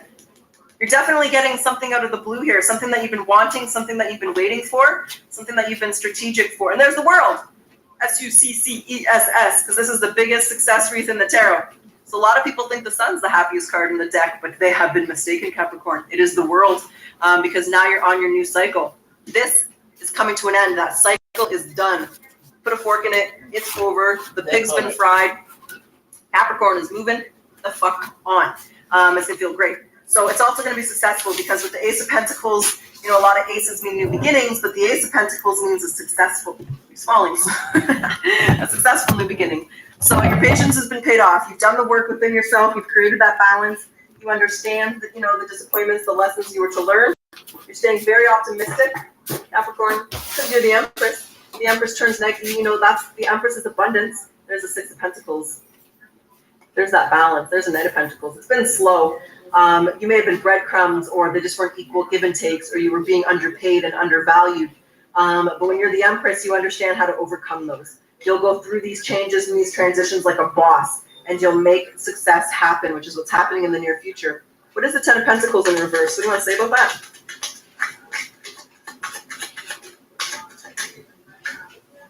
Six of Cups in reverse. The past is the past. There's a Knight of Wands. Yeah, you can't change what happened. You can't change the past. All you can change is how you react, and that's by going after what you want. The Knight of Wands is very charismatic. He's very passionate, but he goes after his dreams. Nothing stops him, right? He goes after his dreams. He gets what he wants. He has the courage to go after what he wants. So the past is the past. There's definitely some negative. You might even be having some bad dreams about this. And there might have been money loss, and you know, feel like money slipping through your fingers here, but that's all changing, because look at your future energy. There's the Knight of Pentacles and the Four of Wands, and the Six of Wands, and the Chariot, Capricorn.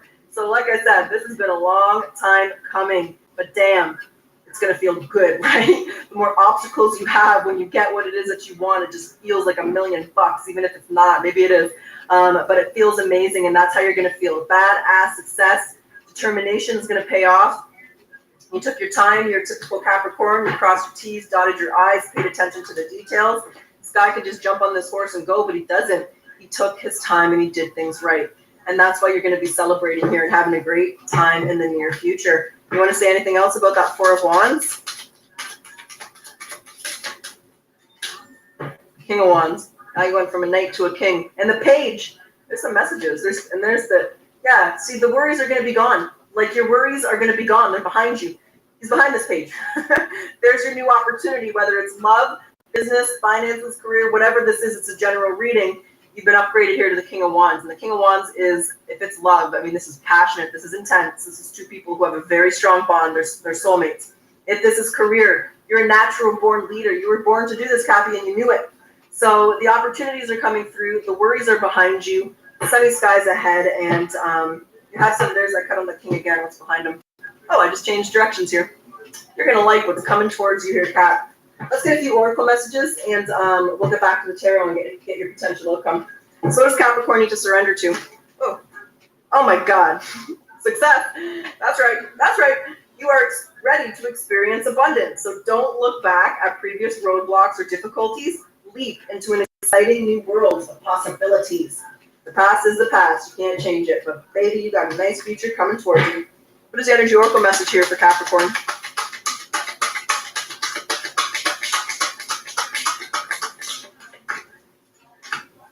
Woman holding a coin.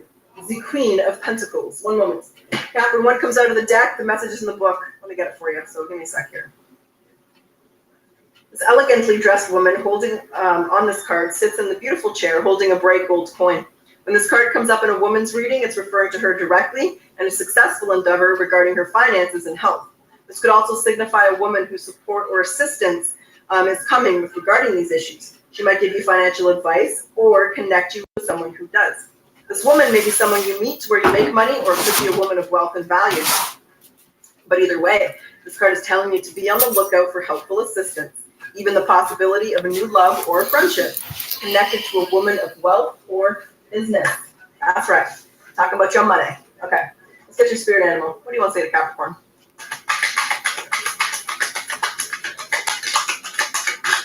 Spirit guys, Oh, what's that the just spirit animal here finished for? saying. Hold on a second here.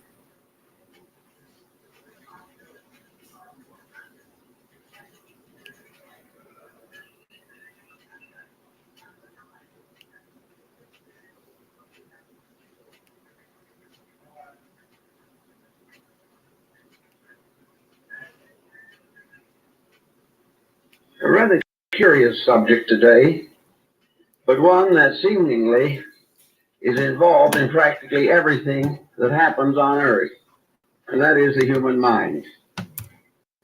There are no adequate definitions as to what the mind is, but there is a reasonable accumulation of data concerning what the mind does. And under careful scrutiny, it is obvious that the mental equipment is definitely a mixed blessing. Now, why is the mind what it is?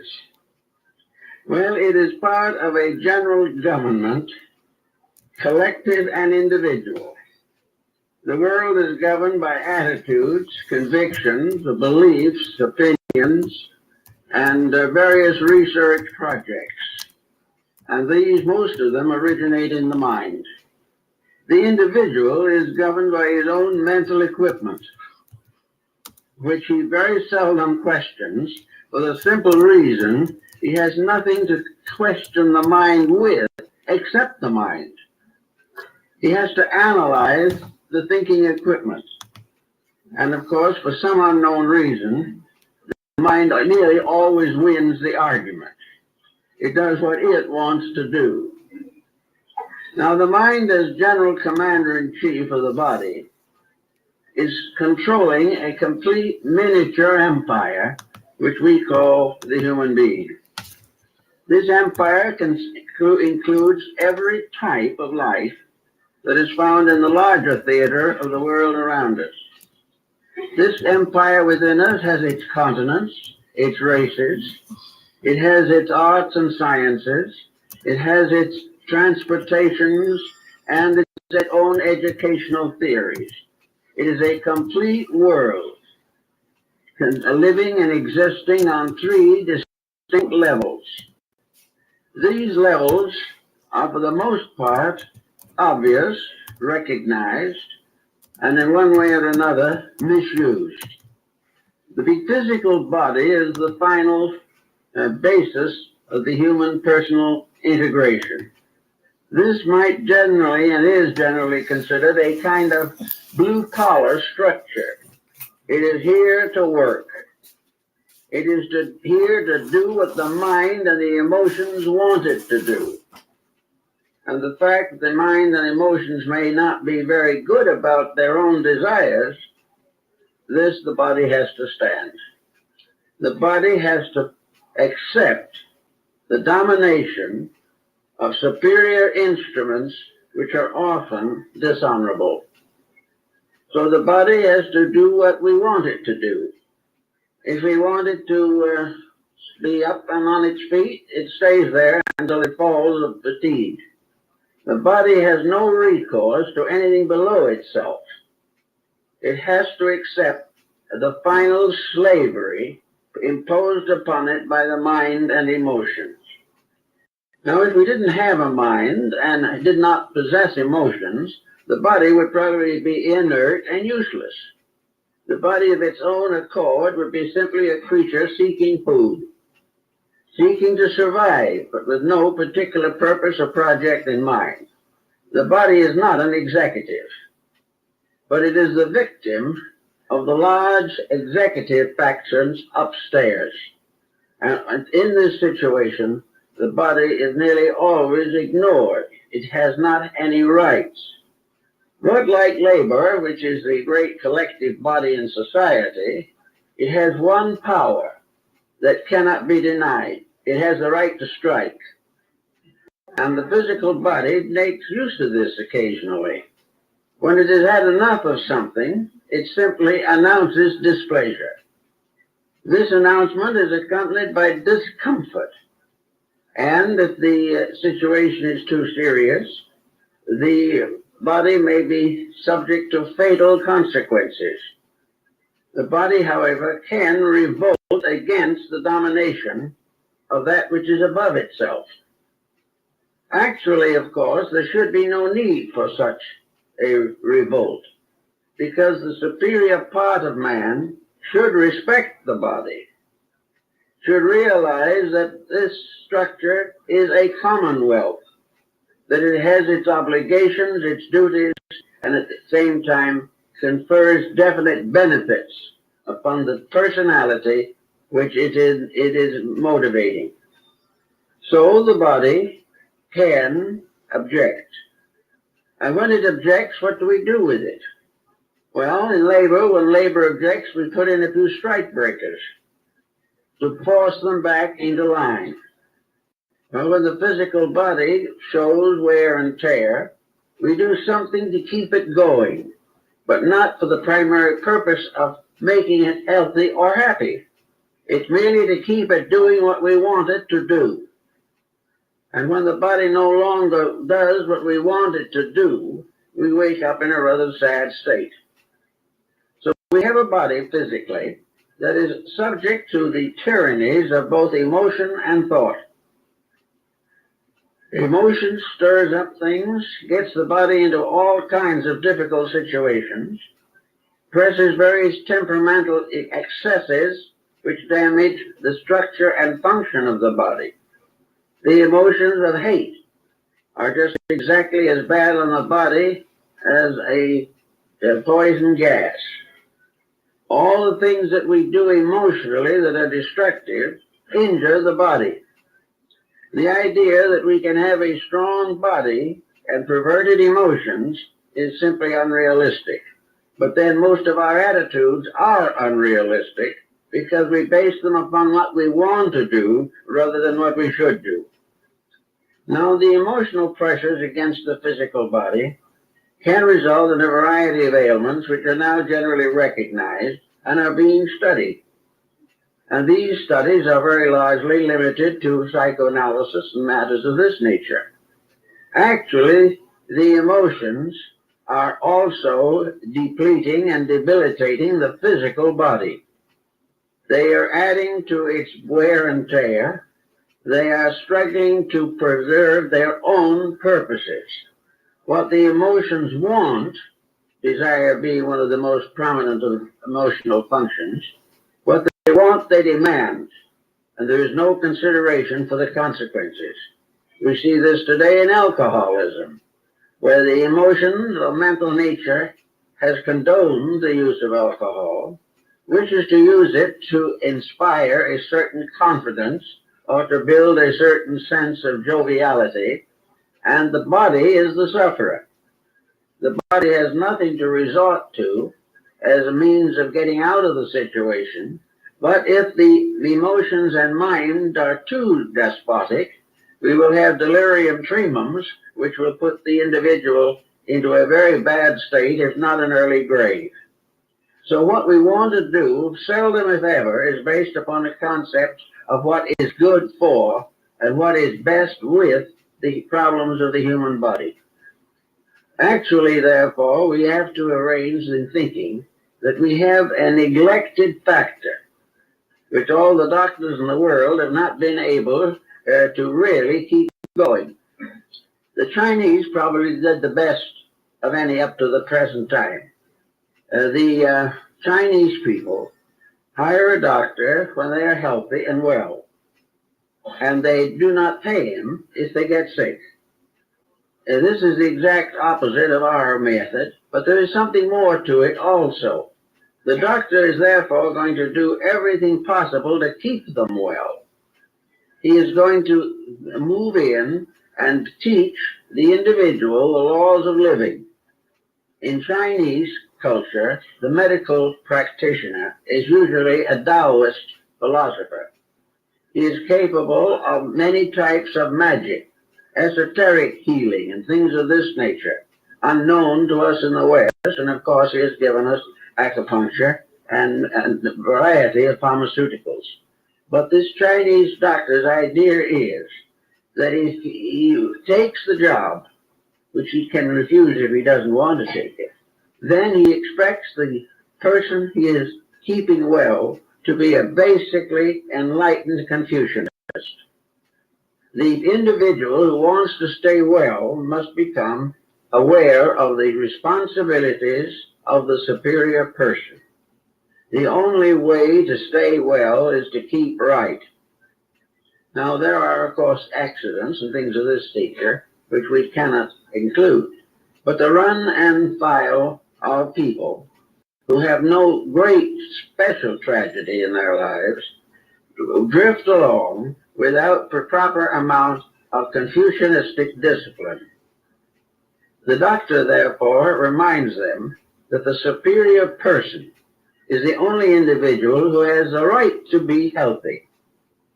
An individual who doesn't keep the rules of life doesn't have any right to have a healthy body. He does not have any right to have a happy and comfortable relationship with his own physical structure. The moment he breaks the rules physically, which he does because of mental and emotional pressure, the body suffers. And if this goes on long enough, the Chinese physician must point out that the individual trying to do what he pleases rather than what he should is shortening his life and depressing his own actions and cultures. So the health that began in China with being right, and it is simply true here. But how do you become right? This is another problem. Well, there's the first positive use of the mind. The mind, being the general in charge of the entire corporation, has a right to be heard and has the inevitable right to be right. Now, why is the mind not always right? Well, because we've never trained it properly. We haven't realized that the mind is probably the most important vehicle that we have in the process of living.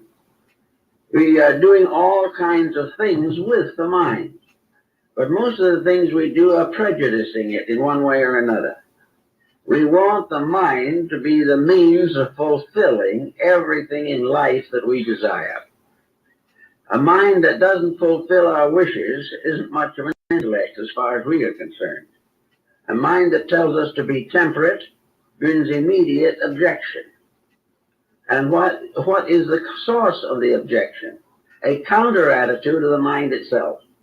So the mind that gets us into trouble, the mind that gets us out of trouble, and the mind that keeps us alternating between one and the other for most of our lifetime, all this is one mysterious instrument that has the authority to over-influence the life of the person.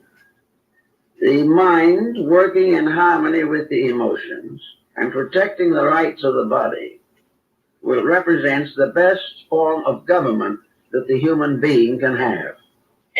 The mind, therefore, must be taught how to govern, and the results of its own instruction are proven by the emotional and physical consequences of thought. If the mind is right, the body will be reasonably well, and the emotions will be stable.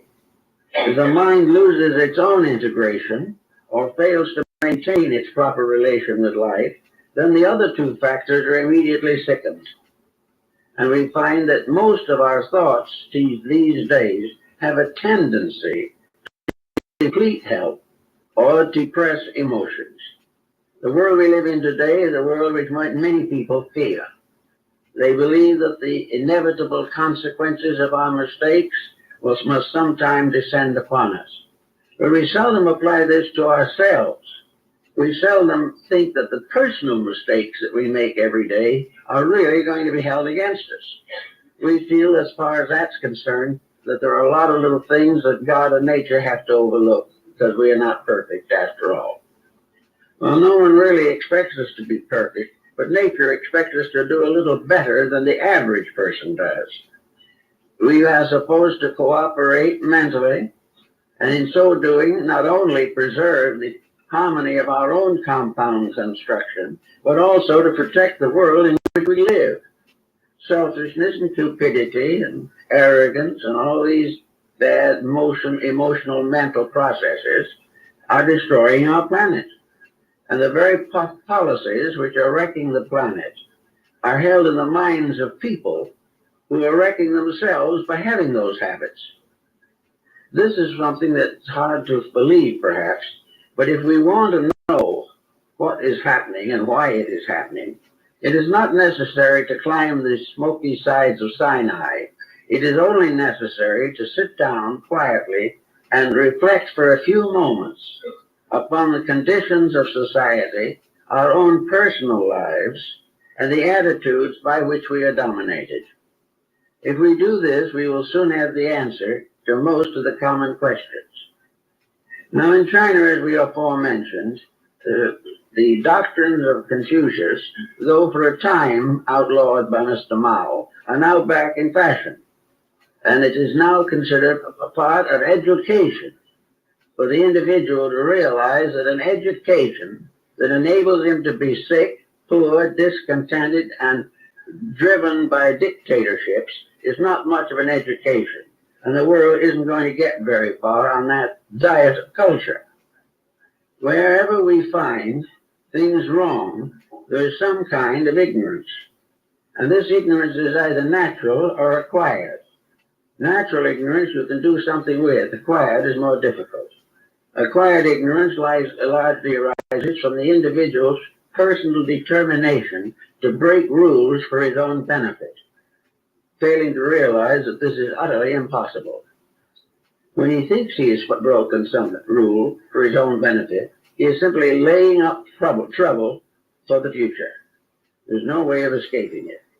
So that the end of education, theoretically, is to produce the superior person.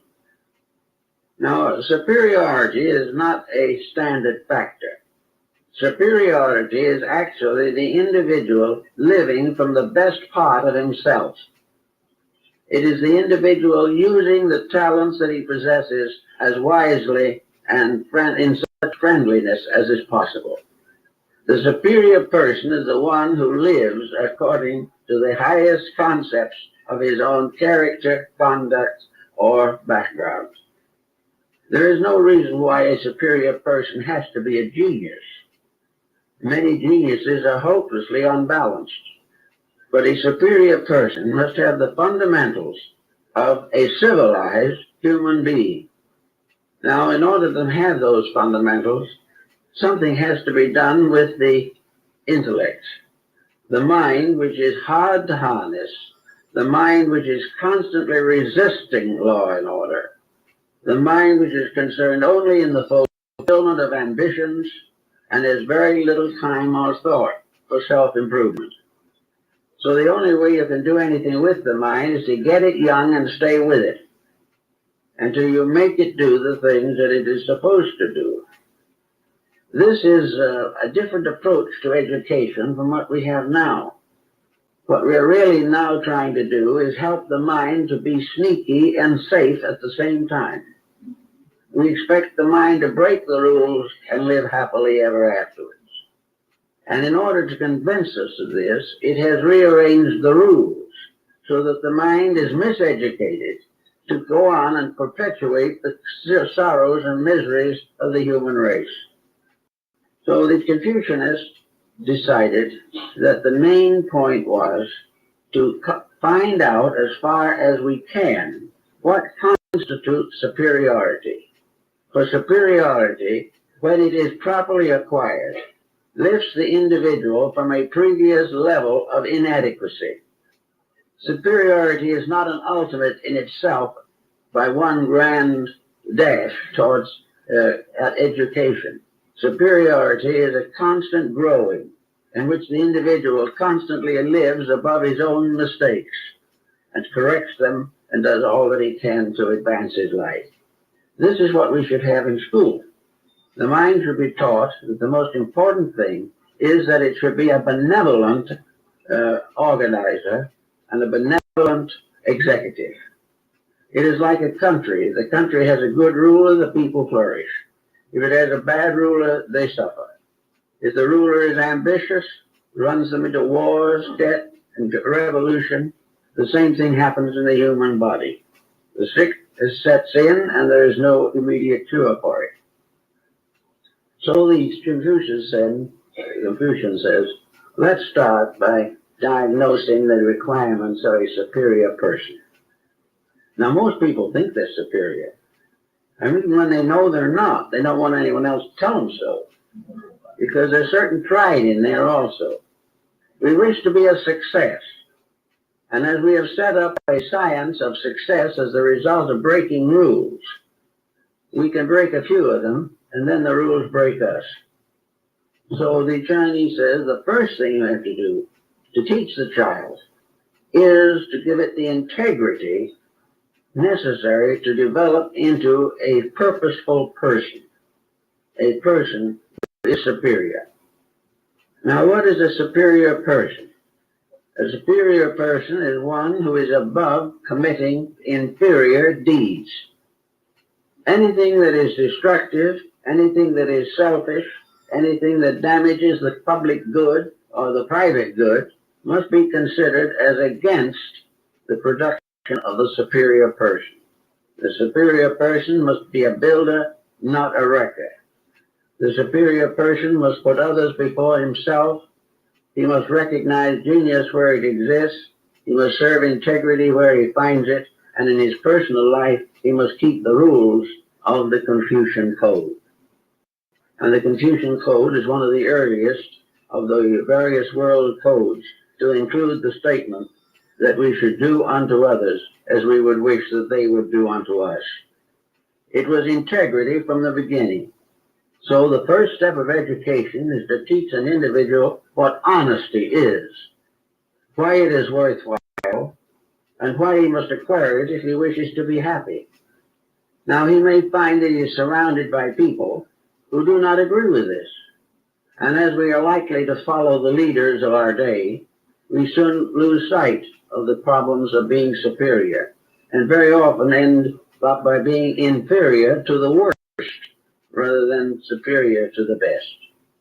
So superiority includes the complete development of mental integration, a mind that in judgment is honest, a mind that is fair, a mind that is humane, a mind that is not self-centered to the degree that it will injure others to advance its own cause, a mind that is honest, is dedicated to purposes, and is a watchful and loving guardian of the emotional levels of the body and form, which we call human, and the larger emotional and physical body, which we call population.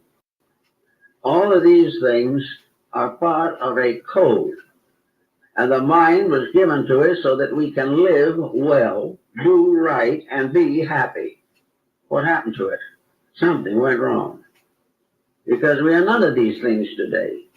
We are frightened, we are selfish, we are dishonorable, we are out to one purpose only, and that is to get ahead by cheating somebody else if necessary. And our idea of the superior person is the individual who in one way or another has accumulated wealth or power. And very difficult to collect either in large quantities without compromising principles. So the child in school has to start with the culturing of its mind. Now, education generally has never been very successful in culturing the mind. Most educational systems have been set up in countries, nations, and times in which corruption was common and prevalent. And education has gradually become a means of competing with that which is wrong. The mind has been taught to be more cunning than the mind of the neighbor. And the mind of the whole world is settled upon aggrandizement, upon domination, and upon conquest. All of these things are silly, stupid, and mortally dangerous. Now we can believe, for instance, that we go along in our own personal lives, and that the mind is a fairly pleasant person to be with. It's not a nice thoughts as long as they're not very important thoughts. But where something very important comes up, the mind retires into its own pattern of exclusiveness and decides what it's going to do regardless to whether it's right or wrong. Now, a mind that is educated by television isn't in very good shape. A mind that depends upon the daily press for its cum laude is not in good shape either. Actually, the mind today is exposed to a system which is very detrimental, but is not likely to admit the fact that it is responsible for the system. We have a vicious circle here. By wrong thinking, we build a great empire, which we have to perpetuate by more wrong thinking. And in the long run, this empire collapses because it was wrong, and the thinking has not been able to take over sufficiently honorably to call the situation normal. It isn't normal. So we have to find out now how to work into this situation. And Taoism is a good way. We've got a group of meditation philosophies at the present moment that are gaining wide attention. People meditating on what? This is the big question. Meditation is a wonderful thing, but it doesn't get us anywhere unless it re-educates the mind. It cannot simply ignore the mind and keep on having bad habits and good thoughts. The policy won't work. We have to gradually find ways in meditation to get this meditative mood into the intellectual nature firmly enough so that the mind begins to correct its own mistakes rather than making more.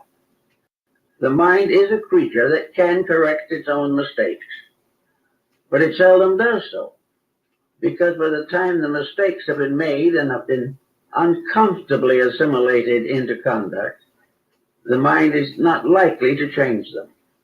If it could change them, it would do so in the world also. And we would not, at the end of 5,000 years of so-called civilization, we won't have passed, as we have now, through the post-war years of a struggle which cost the lives of nearly 60 million human beings for no good whatever. Even the old boundaries haven't changed. The old grievances haven't changed. The old hopes have not been stimulated. The old faults have not been corrected. So what was the result of all this? A mental attitude, which is wrong. This attitude held maybe by leaders at one time and by ambitious followers at another, or by hopeless persons who could make no contribution because they had never trained themselves to follow an internal conviction. So here we have this mind that is constantly a powerhouse and is constantly suffering from wrong behavior patterns. The first thing perhaps that we have to learn to do with the mind before we can get it anywhere is to gradually break down its sense of omnipotence. The individual who finally reaches a point where he can look at himself and say, I was wrong, and mean it, is simply saying, my mind betrayed me. When an individual can say, I should have done it a different way, which would have been better, but we didn't do it that different way, again, the mind is responsible, for it has lured us on to the perpetuation of a mistake. If we want to find out the cause of broken homes, of bankruptcies, of narcotics and crime, of moral delinquency, and political tyranny, we have to go back to the mind box, for that is the box from which all of Pandora's difficulties come forth. Every problem we have is from the mind, and every cure we have ever tried to make was also from the mind. So these processes are locked in a tyranny in which gradually appetites, which are natural to immature persons, take precedence, and we live to cater to our feelings rather than to our facts. We continue to break rules because we find a certain immediate satisfaction, and then wake up someday faced with a huge penalty which we are unable to meet. So the great problem is to use the mind. In India, it is said in the Bhagavad Gita that the mind is the slayer of the real. And yet we were not given a mind by the divine power because it slew things. We are not given the mind because we don't need it. It is part of the compound of created things. And this compound is bestowed by a wisdom far greater than our own. It comes from a source of life, which has decided that to think is one of the important processes of growth. So we have to go into the problem of thinking and try to decide what is a thought and what is an opinion. What is a fact and what is a fable? How are we going to prove to our own satisfaction that things that are wrong will not be righted merely by perpetuating them? Well, the thoughtful person sits down like Omar the tent maker and begins to contemplate these matters and get a liberal education very quickly. Because when one country invades another, when the Iranians attack the Iraqis, the same thing is happening inside ourselves on a smaller scale. We are opposing, attacking, incapacitating elements of our own temperaments in an effort to attain some kind of an unreasonable sovereignty of a part over the whole. Actually, all nature is asking of man is that he will use his compound temperament, disposition, and integration to advance the common good of himself and others of his kind. The parts of man must work together, or there is some kind of a war in the body. The nations of society must work together, for tyranny will ultimately destroy society. So we have the human body as a miniature for all the processes that are going on around us in society. That we can learn from this is obvious. The only thing we need to do is think about it. In other words, we can begin to use the mind to solve its own mistakes. And this is more or less a sheer genius. But it was something we were intended to do. It is not unreasonable. It is not a fantastic impossible that we can never hope to accomplish. Many serious, thoughtful people can accomplish it if they want to. And as a few do improve, the majority will follow to some degree. So as we sit around and watch all these things that are happening, some people will turn on these news on the television, listen and say, oh, it's all terrible. Others will turn it off because they don't want to hear it. A third group does not believe a word of it. And still another group is fighting to some political purpose which it has assumed to be significant. All of these things are a great expenditure of energy and nothing to help the mind. Most people in thinking feed the mind on junk foods. And as a result of that, it brings out some very junky decisions, which are not necessary, inevitable, or useful. If, however, we really want to start a little thinking, there's plenty of it here to do, plenty of chance to do it. But decisions have to be made. There are penalties or prices upon everything in nature. The penalty for a misdeed is misery. The price of a good deed is intelligence. The individual must use the faculties that he has the way they were intended to be used if he expects to benefit from them. There is no one who is any better off by being completely under the tyranny of his own intellect or of a collective group of intellects. A whole group of people coming to wrong decisions does not result in a correct decision. In this case, the majority is not always right. The majority is not right now because the majority doesn't think at all, or is so selfish and self-centered that it doesn't care. So we start in by deciding that the mind is a potential savior, the energies of which are being ruthlessly wasted. Now, how do we try to do this? Well, there are two ways. We must ultimately, of course, work it into our educational system. We must begin to train the mind to think and not to inherit the notions of other people. We have to train the mind to contribute to the future rather than build all of its wealth and strength upon the past. The past is important, but only to the degree it gives us true insights into the repetition of ancient policies. So we have to start in either by going to school in a different type of educational theory, more like that of Comenius, who gave us the public school in the beginning, but unfortunately died too soon, about 300 years too soon, to be able to control the system after it passed out of his keeping. Comenius was very simple in his ideas. He says it's very easy to overeducate people. When you overeducate a person above his and beyond his capacities, you have a misfortune and a just desperately unhappy person. So education should be appropriate to the needs. And education should begin always in moral instruction. It should begin by a proper use of emotion as a curb upon thought. If the emotions of charity, love, piety, faith, and all of the kindlier feelings, if these emotions are cultivated constructively, they can definitely influence the mind. The mind can be changed by the use of other faculties which man possesses.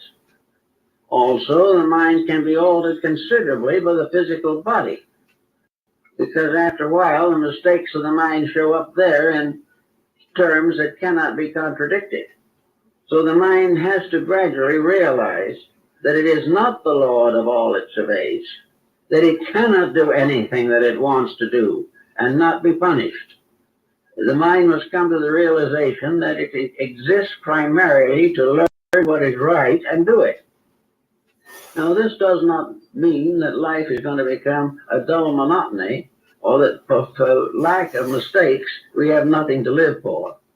It is because of the fact that the values, joys, securities, and the wonderful internal experiences of being right are more lasting and more satisfying than the result of any vice that can be cultivated.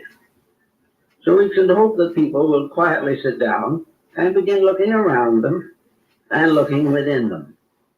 Looking around to see what's the matter with the families around them, what's the matter with the business that is falling apart, why they can't speak to their relatives anymore, why their children are delinquent. All these things they can notice. And they can also do what a number of groups are doing now, organizing themselves against these delinquencies. It is becoming more and more obvious that bad habits are endangering the survival of civilization. Well, bad habits are simply basically bad mental attitudes, wrong thinking, wrong decisions about what is good and what is bad. Now, a lot of people say that we already have this information. We do. There are very few people in this world who do not know right from wrong. But they do have other pressures that are stronger. Instead of being concerned with right and wrong, they are concerned with what they want, what they wish to do. If it's revenge, they want to have it. If it's some kind of argument, they want to enjoy it. And they feel perfectly right and free to elect the wrong persons to public office. These things are not part of the discipline that we need, but they are coming out all around us. What we need is more and more thoughtfulness. The education of the mind in realities. The education of the mind that when it says, I think I will go out and buy some cocaine, immediately the mind itself says, no, you don't, because you can see, know, hear, read, and observe the consequences of such a conduct. There is no law that says you have to be a narcotics addict. The only reason is that because it gives you a temporary feeling of omniscience. You suddenly feel you are bigger than anybody else, but you suddenly realize that you are smaller than most people by the time it's over. There is no advancement, but we do it.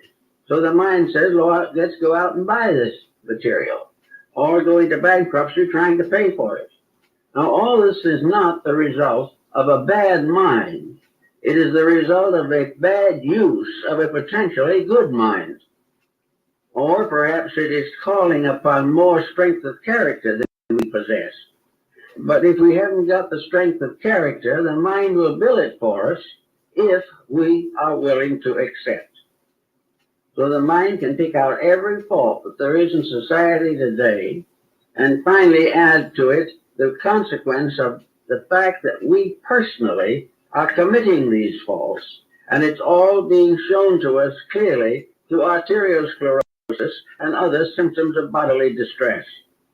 We are actually a single creature. Our thoughts, our emotions, and our bodies are part of one entity. And when we shortchange any of the parts, the whole suffers.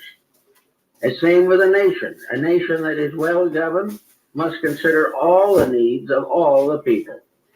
It must defend itself against the extravagances of some individuals who wish to break faith with the integrities of life.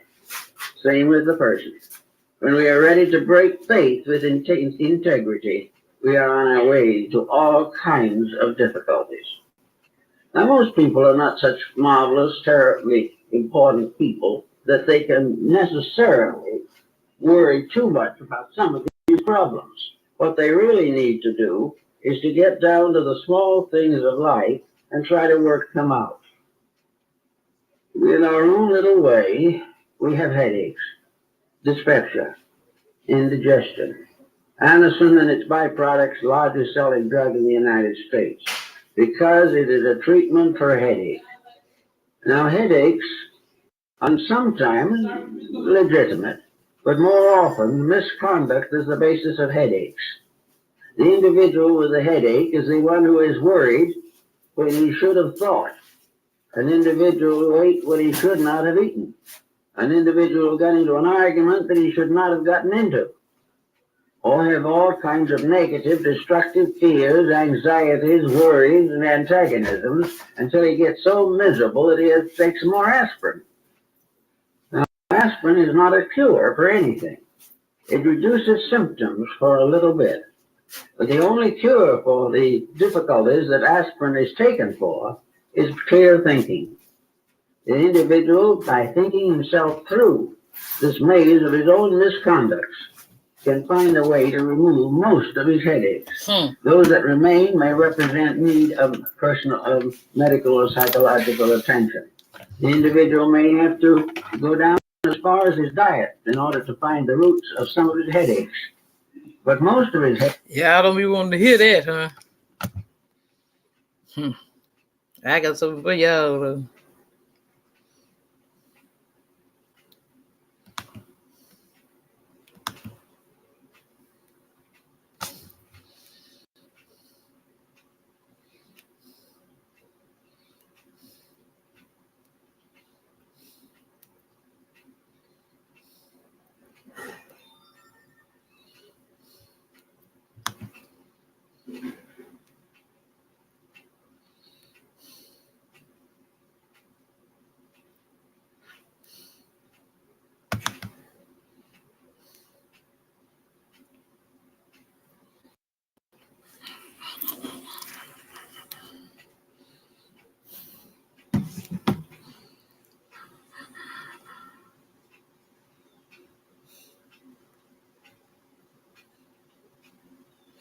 Let's see here.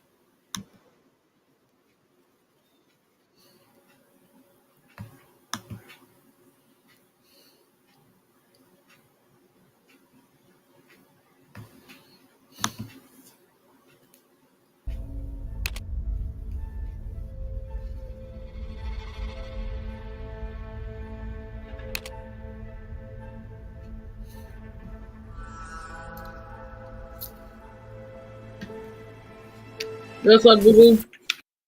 444. I just got back in the house. The Kabbalion is a compilation of Hermetic teachings. These same doctrines are based on principles originally explained by Hermes Trismegistus. The Kabbalion provides a master key for students to unlock the fundamental and basic teachings of esoteric philosophy. It's not sharing. There are 7 Hermetic principles that the entire philosophy is based on. Together, these 7 principles constitute an explanation of the fundamental laws that apply to all of creation. The work is attributed to the 3 initiates. Dig deeper and you'll discover the Hermetic. Let's see what's going on.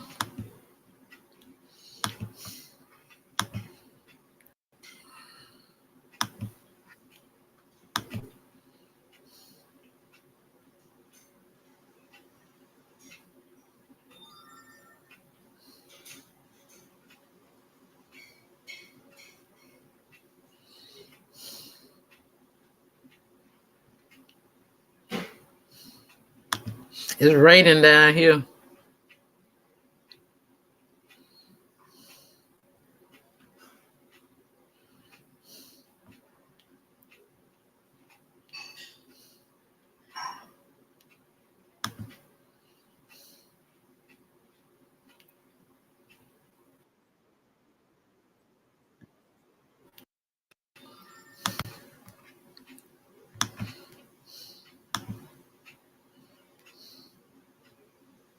Passed from the late Yogi Ramacharaka to his pupil Baba Bhattara to William Walker Atkinson, a prolific New Thought writer.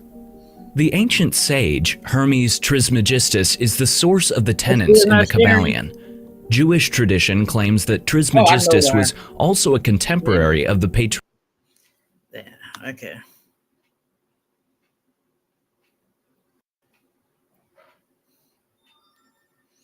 Yeah, here we go again. I got to start all over again. I forgot I had the thing maximized.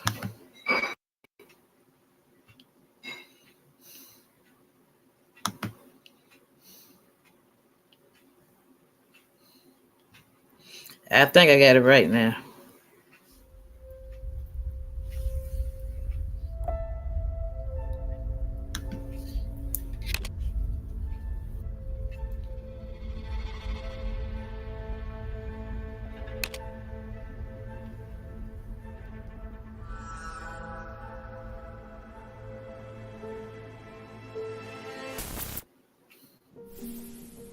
The Kabbalion is a compilation of Hermetic teachings.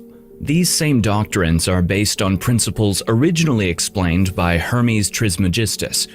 The Kabbalion provides a master key for students to unlock the fundamental and basic teachings of esoteric philosophy. There are 7 Hermetic principles that the entire philosophy is based on. Together, these 7 principles constitute an explanation of the fundamental laws that apply to all of creation.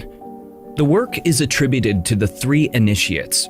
Dig deeper and you'll discover the Hermetic content was most likely passed from the late Yogi Ramacharaka to his pupil Baba Bhattara to William Walker Atkinson, a prolific New Thought writer. The ancient sage Hermes Trismegistus is the source of the tenets in the Kabbalion. Jewish tradition claims that Trismegistus was also a contemporary of the patriarch Abraham. As a result, his teachings on Hermeticism and Hermetic laws date to over 5,000 years ago. Even while he was still alive, his wisdom reached across continents. The earliest Egyptians named him the scribe of the gods. He was deified by the Greeks as the god of wisdom. The ancient Romans named him Mercury. Hermes discovered alchemy, which developed into chemistry. He created the concept of astrology, which became astronomy. For his wisdom, he is known as the Master of Masters. The Kabbalion is premised on the theory that there is an intelligent, thinking substance that pervades all space and time.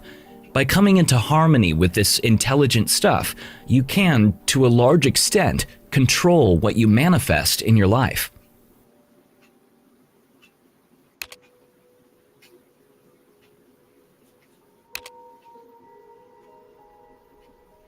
Our material and seemingly solid surroundings have been shown by science to be made up of particles of energy and empty space, which too is energy or information. Even our bodies are comprised of these particles of energy, yet all appear and feel seemingly solid. Perhaps the solidity and tangibility of reality is merely our interpretation of the information that we receive through our five senses, fooling our consciousness into believing our world is as we perceive it, when really it's our interpretation of the information. Perhaps we are each mind consciousness within a sea of energy and information, living in a sort of manifested dream. Your experience of your life is still valid and meaningful, of course.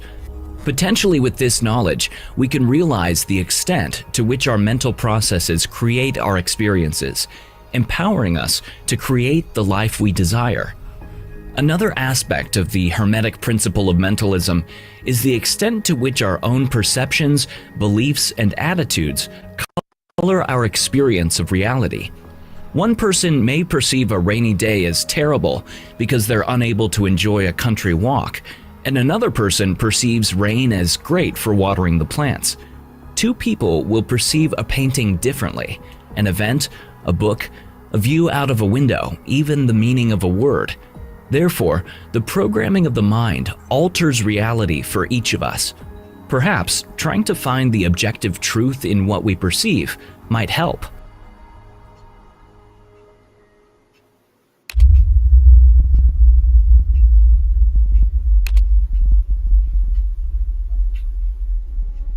The Hermetic principle of correspondence can describe the nature of our reality and all realities, both outwardly and inside ourselves. We draw from this that the laws of our reality are the same no matter what plane of existence we're in. As above, so below, in all layers of existence.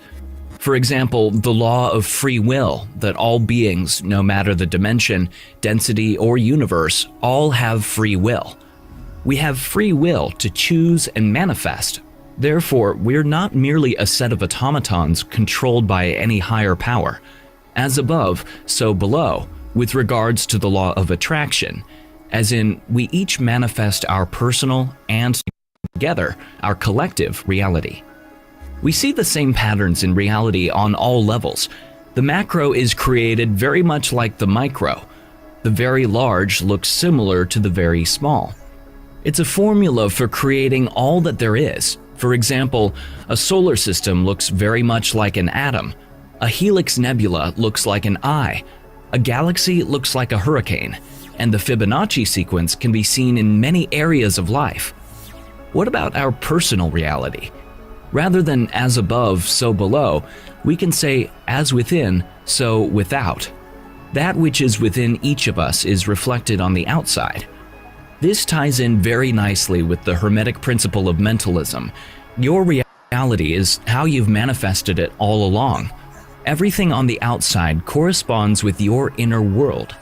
Reality is also rather subjective and subject to our own perceptions and points of view, creating our reality in various ways. For example, if we have developed a distrust of people due to unfavorable past experiences, then our outer world will be filled with untrustworthy people. The next person's inner world is full of trust, therefore their outer world seems to be filled with trustworthy people. Therefore, you can work on your inner world to improve your outer world. Question your perceptions, beliefs, and programming, and perform healing. As above, so below, and as within, so without. This pattern is present on all levels.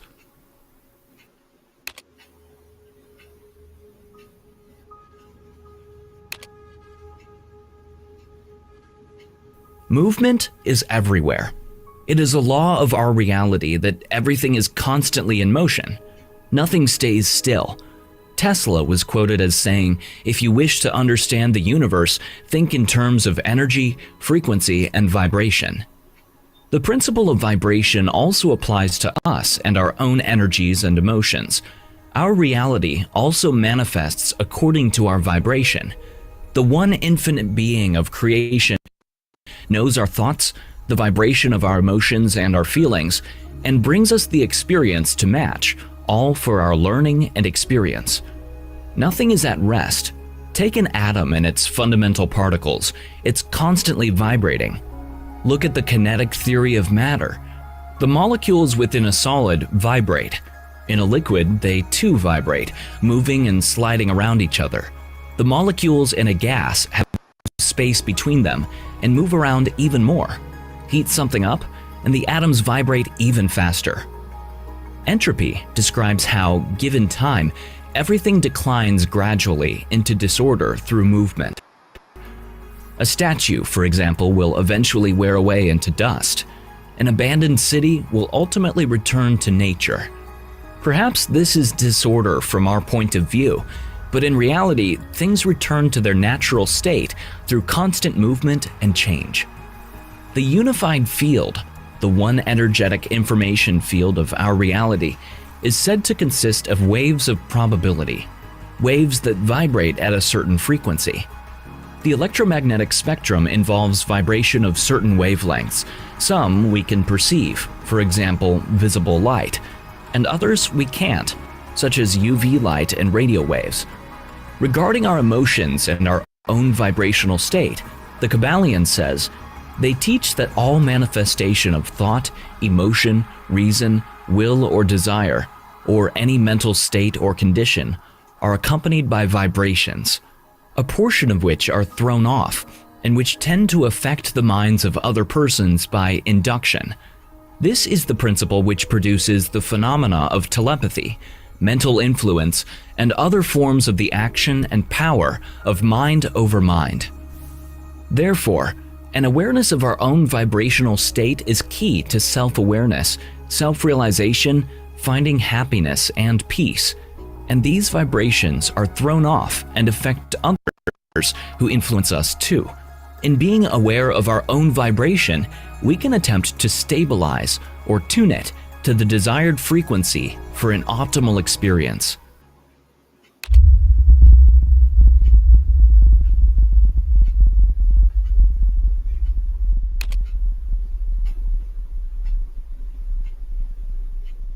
Another law, the principle of polarity, explains a lot about the shifts and swings in our reality. Polarity implies opposites, for example, north and south, big and small, happy or sad, and hot or cold. In fact, opposites or extremes is the same thing. Happy or sad describes extremes of how we are feeling. It's one concept if you bring them together. Intuitive and logical describe a way of thinking, to ignore or to respond to the amount of attention paid, and fast and slow describe speed. So you see, poles are an illusion of the mind. The duality we experience in this reality is something that we can recognize for what it is, extremes of one concept. We can see the oneness in all things, therefore, and recognize when we are choosing, preferring, or judging based on a pole. We can also become aware of the swinging of our moods from pole to pole and attempt to stabilize this. In addition, the measure of the swing in one direction is the measure of the swing to the other, and we can reduce the swings and settle them down. Our own interpretations of polarity differ between people. One person might perceive the enjoyability of an event as boring, and another person perceives it as exciting. Perceiving polarity is often, therefore, subjective. Where does fast end and slow begin? I might perceive my friend is driving fast, and she might believe she's going quite slow.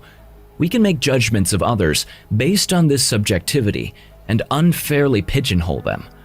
One person might perceive another as reckless when they perceive themselves as adventurous. The Kabbalion states that all paradoxes may be reconciled, so we can't speak in absolutes nor make assumptions. We can attempt to combine our perceptions of poles and polarity on our journey towards oneness. By being aware of polarity, it's possible to choose a pole. That's definitely fine to do. I choose to be kind rather than unkind. Awareness of our emotions is also key, and when we're swinging between them, working on settling on contentment perhaps, and changing our vibration in this way. The Kybalion states that it is possible to change the vibrations of hate into the vibrations of love in one's own mind and in the minds of others.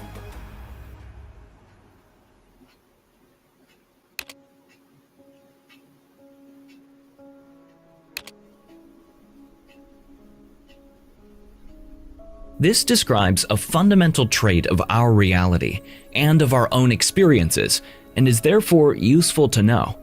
Everything tends to repeat itself in rhythmic cycles, as if reality or the code of reality is operating on an algorithm.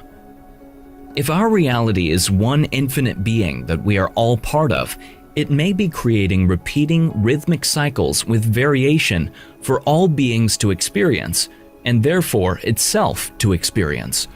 Then, the one infinite being or creation can experience every variation of every event and circumstance possible. Examples are as follows. Civilizations rise and fall, as do world powers and governments. Then there are weather cycles, the seasons, lunar cycles, day and night, the tides, and birth and death. Rhythmic cycles repeat within the parameters of the laws of this reality, but with variation, like the principle of polarity. We have rhythms of the poles, like rainy and sunny, economic growth and decline. Our moods seem to not only swing from pole to pole, but do so with rhythm. Therefore, we can learn to accept and work with our natural rhythms, with a view to reducing the swing of the poles, releasing resistance to unpleasant emotions, and working with it to heal. Take comfort that due to the Hermetic principle of rhythm, bad times will end, and good times will begin. Without the bad times, we wouldn't know how to appreciate the good times anyway. Fashion trends, political opinion, action, and inaction are more examples of rhythmic cycles. We need not believe we will always be poor or always be lonely. So when applying the principle of rhythm to the mental states of people, we can learn to use them rather than be used by them. For example, when feeling active and motivated, we can use this time to create.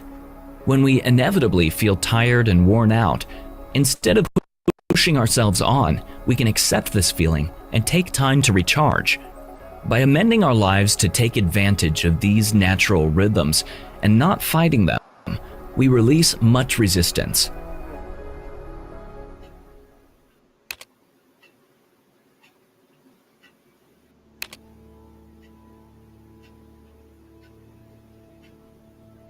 When something happens, anything at all, there's a cause for it, according to the Kybalion. The Kybalion says that things don't just happen by chance. However small, there's always a cause. A mere thought can cause us to take action several days later. A tree grows better because the land is fertilized by rotting leaves blown from another tree. I chose blue curtains instead of green because I saw a picture of some curtains in a magazine 3 years ago, which I don't consciously remember, but it had an effect on me. Even when you roll dice, it falls on a certain number because you picked it up and threw it a certain way. It started off on certain other numbers. The surface friction of the table and the bounce all factored in and made it land a certain way up. Even tiny things, tiny causes, create effects, such as smiling at someone. You could change their day and how they feel, resulting in them taking a completely different set of actions. Circumstances and events attract us due to our beliefs and the vibration we're holding. This causes all manner of effects in our reality. We can have better control over our reality by perceiving ourselves as a causer rather than being at the mercy of effects. This eliminates bad luck and a sense of futility that what we're doing will have no effect. It will. It always does. So do some causing. The Kybalion tells us that they, masters, help to play the game of life instead of being played and moved about by other wills and environment. So we need not be at the mercy of those with stronger wills and positions of power, nor be swept along by circumstances. We can put up boundaries, stop things if necessary, or take action. The causes you initiate do have effects. Also, becoming aware of the Hermetic principle of cause and effect, we can decide not to be affected by others' moods, unfair opinions and actions, limiting beliefs, time and stress pressures, and we understand that there are causes for how we feel.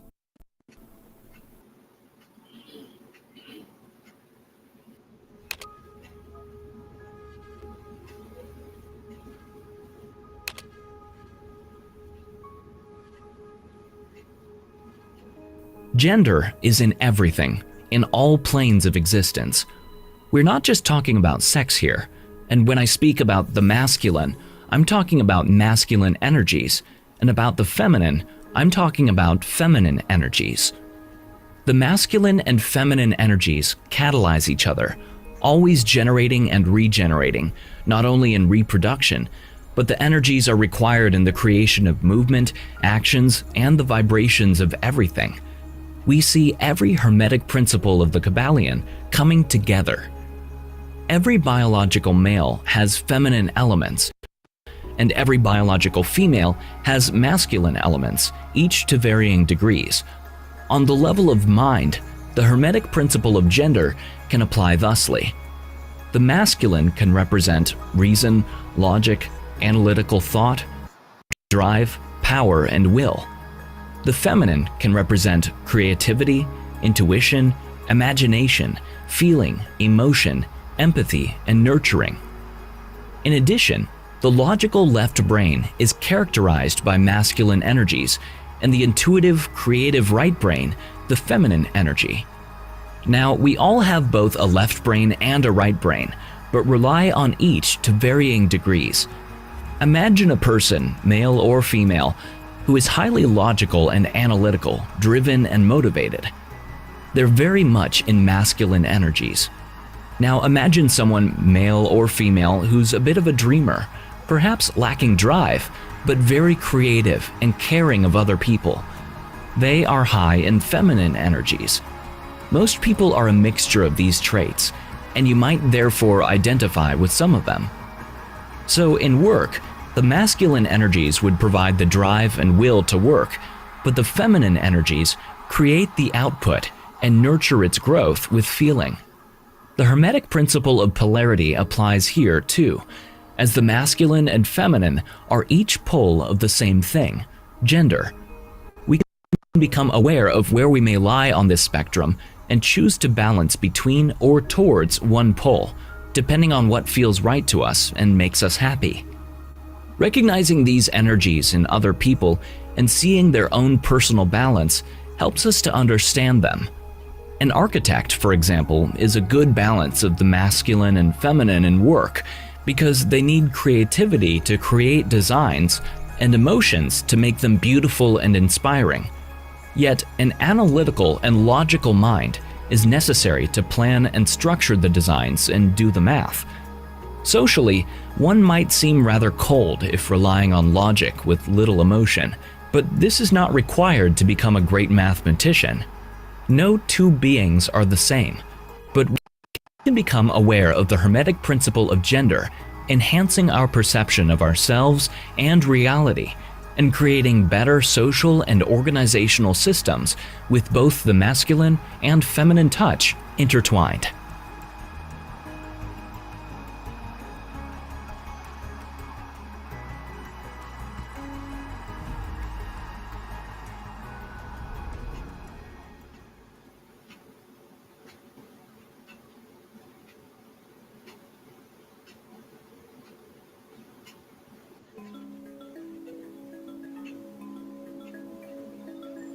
The human body literally glows, emitting a visible light in extremely small quantities at levels that rise and fall with the day. Past research has shown that the body emits visible light 1,000 times less intense than the levels which can be seen with the naked eye. In fact, virtually all living creatures emit very weak light. To learn more about this faint, visible light, scientists in Japan employed extraordinarily sensitive cameras capable of detecting single photons. 5 healthy male volunteers in their 20s were placed bare-chested in front of the cameras in complete darkness in light, tight rooms for 20 minutes every 3 hours. The researchers found the body glow rose and fell over the day, with its lowest point at 10 a.m. and its peak at 4 p.m., dropping gradually after that. These findings suggest there is light emission linked to the body clock, most likely due to how metabolic rhythms fluctuate over the course of the day. Faces glow more than the rest of the body. This may be because faces are more tanned than the rest of the body since they get more exposure to sunlight. Dr. Mercola's comments? Gone are the days when words like life energy and aura were relegated to a few books in a tiny section of some New Age store. Today, scientists across the world are investigating the energies that propel and likely even rule life itself, and hence have a profound impact on your health. Eastern medical traditions have operated on this premise for thousands of years, but Western medicine, in its myopic focus on dissected parts, has been slow to adopt these ancient truths.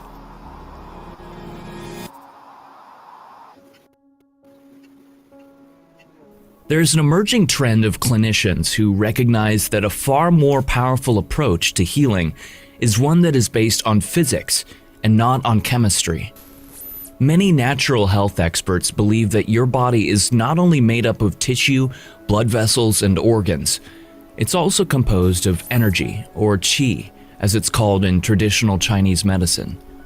This energy is circulated through your body along specific meridians, and when points on your skin that correspond to certain meridians are manipulated, the energy circulation and your internal organs are affected.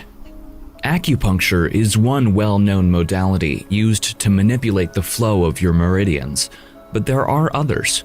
The term energy medicine and modalities such as meridian tapping techniques have become more and more widespread, even though conventional medicine still largely ignores it. But your body is also surrounded by light or energy. As mentioned in the article, imaging of ultra-weak spontaneous photon emission from human body displaying diurnal rhythm, earlier research has confirmed that your body emits light that is 1,000 times less intense than what your naked eyes are sensitive to. Some people, however, are able to see this emitted light, or aura, and some can even distinguish colors. What's really interesting about this study is that they discovered these light emissions appear to be linked to your body clock and the rhythmic fluctuations of your metabolism over the course of the day. This suggests that you could detect medical conditions with the use of highly light-sensitive cameras. If you can see the glimmer from the body's surface, you could see the whole body condition, said researcher Hitoshi Okamura, a circadian biologist at Kyoto University in Japan. There are other devices that can accomplish a similar feat already, such as electrodermal screening, which measures your electrical skin resistance to gain information about your qi flow. If an electrodermal screening finds that certain meridian points are out of balance, there are numerous non-invasive ways, such as massage therapy, herbal medicine, and homeopathy, to bring them back into homeostasis.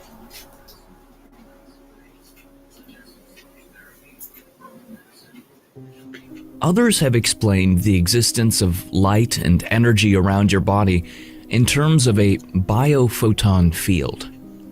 Dr. Dietrich Klinghardt discusses this field in The 5 Levels of Healing, which is based on a healing model developed some 12,000 years ago. This energetic model for health has influenced Tibetan medicine, traditional Chinese medicine, and Ayurvedic medicine as well. The existence of the biophoton field was scientifically proven by Dr. Fritz Albert Popp in 1974. Your physical health is dependent not only on what goes on inside of your body, but is also interconnected with and dependent on other non-physical levels of energy, such as the energy surrounding your body, called the biophoton field. In highly simplistic terms, your biophoton field can be viewed as a highly sophisticated computer that processes, stores, and retrieves information that is then used to regulate your biological processes. It is known in biology that every cell in your body has over 100,000 biochemical reactions per second, all of which must be carefully timed and sequenced with each other. Many, mostly European, scientists have investigated the organizing principle behind this sophisticated dance. Dr. Pop also proved that biophotons originate from your DNA and that they are laser-like in nature. He developed the biophoton theory to explain their biological role and the ways in which they help control your biochemical processes. Today's video is sponsored by Skillshare. Skillshare is for people who are always looking to learn new things and broaden their horizons.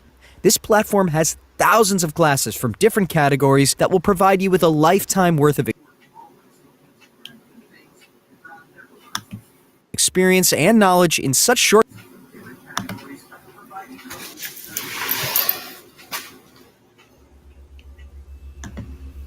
The DNA inside each cell in your body vibrates at a frequency of several billion hertz, which is, unfortunately, the same range at which modern cell phone communication systems also work. This vibration is created through the coil-like contraction and extension of your DNA, which occurs several billion times per second. And every time it contracts, it squeezes out one single biophoton, a light particle. That photon contains all the information on everything going on in your DNA at the moment. The Vatican's secret archives is one of the most prized possessions of the Catholic Church. Tucked within the very religious exterior of the Vatican lies a treasure trove of history, knowledge, and secrets deep within. It's home to centuries of documents and records chronicling the rise and fall of empires, the births and deaths of popes, letters written by kings and queens, original copies of important treaties, and even personal correspondence from some of history's most famous figures. For researchers and scholars, it is a veritable gold mine. But for others, the archives are a source of mystery. If humanity only knew the power of the 3, 6s, and 9s, it would be a completely different universe. This is the power of the 3, 6s, and 9s. And it wasn't just Tesla. Pythagoras, Vitruvius, Aristotle, Plato, all talked about the 3, 6s, 9s, and 8s. Now, what I'm about to tell you, I'm now writing up. It hasn't been released yet. You're the first audience in the world to hear about it. You are a digital, that's mathematical, a digital bioholographic precipitation.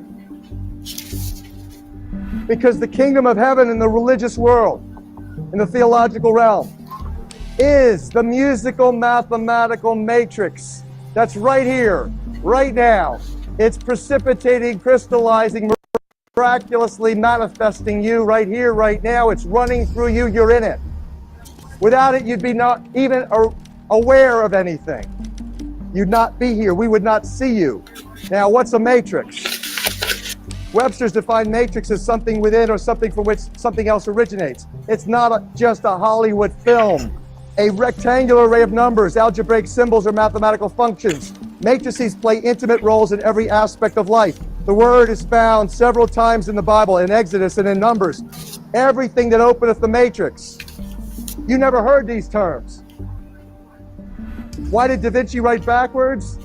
The same reason that the global industrialists, back in the 1400s when Da Vinci was starting to do his work, decided that they were going to change the New World language. To create a new world order, you've got to have a new world language. Let's call it English. And so I'm going to be sharing with you the real Da Vinci Code. The real Da Vinci Code deals with the musical mathematical matrix of the universe.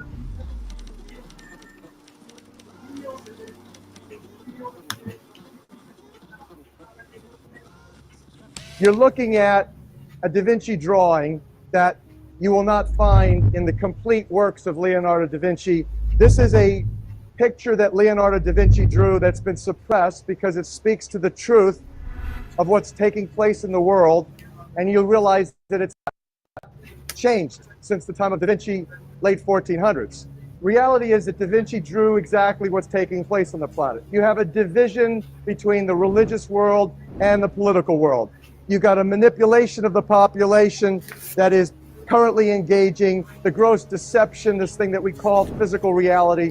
And in essence, you have the pagan bull, a symbol of Baal, the symbol for fertility god, which currently represents the symbol of the Roman Catholic Church. And that image is seen carrying the tree of life across the stormy oceans, controlled by the royalty of Europe, who stand in the crest of the eagle all over the planet. One of the beautiful things that we've discovered in decrypting the real Da Vinci Code is that there is a musical note, a tone frequency called A440 Hertz tuning. That is the standard tuning. When you turn your radio on, you listen to any music from rap to rock and roll to classical. You're listening to it played in A440 Hertz. Well, where that source is from is back in 1918, the Rockefeller family and the Rockefeller Foundation funding the arts paid for the American Federation of Musicians to institute A440 tuning. It was not very successful. The world's leading musicians screamed, say, how can you do that? We have Baroque music, we have all these wonderful music played in different tunings. Well, they didn't have a good time of it, so they gave it over to a publicist, a propaganda minister by the name of Joseph Goebbels, propaganda minister for the Third Reich.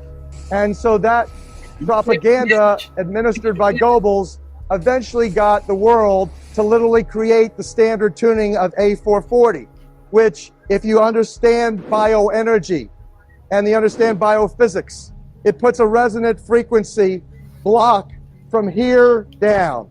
So if you're wondering why the world today has gone literally egoic into paganism, honoring the false gods of medicine, of science, the false gods of popping magic pills to cure every ill, you realize that all of this egocentrism that cuts the heart off has been primarily done by the changing of the frequencies by which we literally thrive.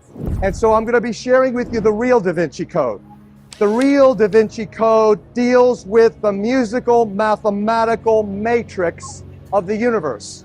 The real Da Vinci Code deals with water and water science and hydrosonics, how it's all coming out of water. In essence, it explains why I'm going to give you the best definition of who you are. You are a digital. That's mathematical. Bioholographic. Biology. Holograms. You know what a hologram is, right? A digital bioholographic precipitation. Like a little nidus in the clouds suddenly begins to precipitate into a drop of rain and drops and falls to earth. That's precipitation. A digital bioholographic precipitation. Crystallization. Water. 80% of your Holy Spirit-filled temple is full with water. Water is a tetrahedron structure. It's a liquid crystal superconductor. So you're a digital bioholographic precipitation, crystallization, miraculous manifestation of divine frequency vibration coming out of water. Now, this is another Da Vinci drawing. It's of a Moses-looking character. He called it Old Man Water. Moses' name means, Hebrew translated to English, saved by the water. And that here you see Moses' staff is stuck down into the water, watching the swirling. That Da Vinci is studying the science of the swirling of water. And it's the same science that deals with the world's leading today mathematicians and physicists who have identified literally the cosmic frequencies and literally the sound of creation. And the sound of creation happens to be 9 core creative frequencies. There's only 9 numbers in the universe. And in fact, it's even more simpler than that. Creator says that I'm going to take the 9 core creative frequencies and they're all going to be based on 3 numbers. 3, 6, and 9. That Nikola Tesla taught his students. Royal Raymond Rife, John Keeley, if humanity only knew the power of the 3, 6s, and 9s, it would be a completely different universe.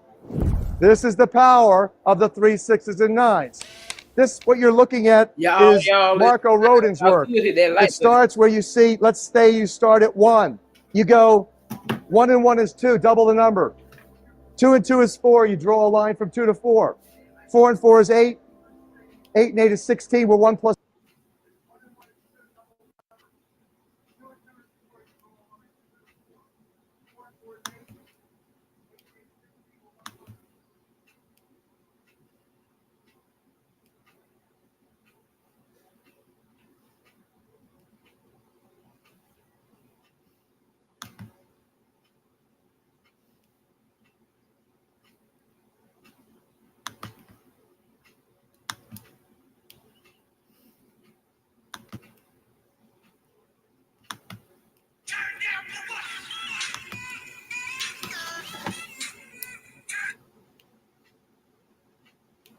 people in our lives are there to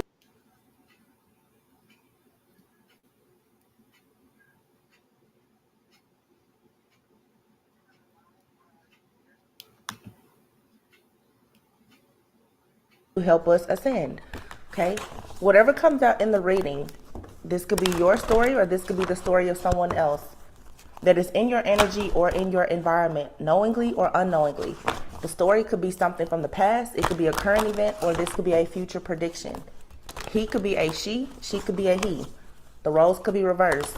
This could be related to a friend, family member, lover, hidden enemy, co-worker, anyone, okay? Please be discerning. Only take the messages that resonate with you.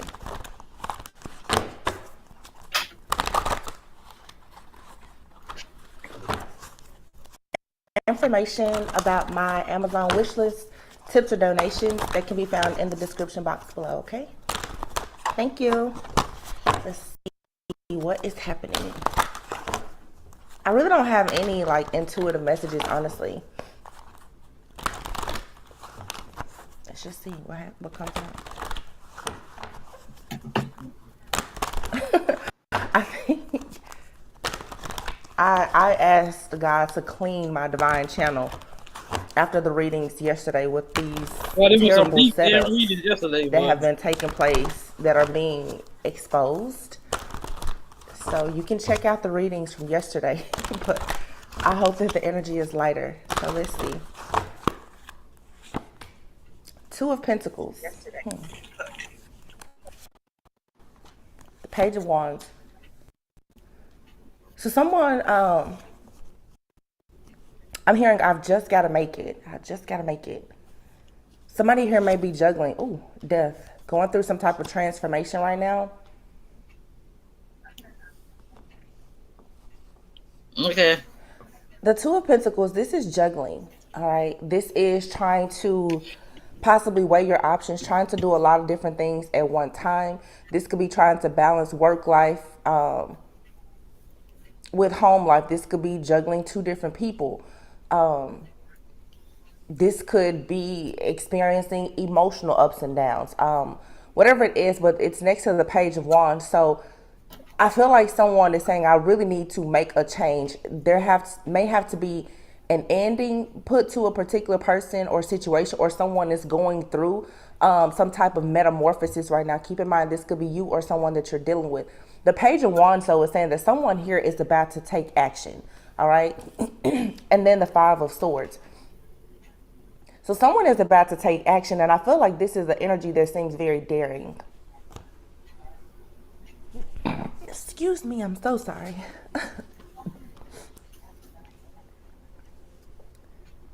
someone is taking an action now where they're just like, I have to make it. I have to get out of a situation. I have to end something. I have to go through this transformation. And then the Queen of Cups is here at the end. So this Death card is facing this Queen of Cups. So I don't know if this is a Cancer, Pisces, Scorpio who is making this decision. It looks like there's a masculine energy here that's making this decision about this person. Heavy Scorpio energy. Death card represents Scorpio. Queen of Cups could be Cancer, Pisces, Scorpio. So this could definitely be someone who has water heavily aspected in their chart. But it's like this Death is facing this Queen of Cups. So if you're a Queen of Cups, which Queen of Cups, like I said, don't get caught up on the sign. It could be anyone. You could have an ending that is approaching you. There's an ending that's coming towards someone, or someone is going to communicate to you that they are ending a particular situation. So clarifying the Two of Pentacles is the Page of Swords, the Page of Wands. Someone is, like I said, they're tired. Someone is saying, I'm ready now to get past this heartbreak, this pain. I'm tired of watching. I'm tired of being in the background, watching certain situations happening. I want to make the necessary changes, because the Page of Wands is being clarified with the Three of Swords. So this is someone who's like, yeah, I'm tired of dealing with this heartbreak. It's time now for me to move in a different direction. Someone here could be dealing with a bit of like mild depression. Page of Swords, this is digging into a situation. Someone may be noticing that a person is kind of experiencing these ups and downs, or that they are struggling with trying to gain some sense of balance in their life right now. Yeah, the Seven of Wands. Somebody here is ready for battle. Five of Swords, Seven of Wands. Someone is ready for battle. Now, I don't know if someone is thinking that they want to battle against you.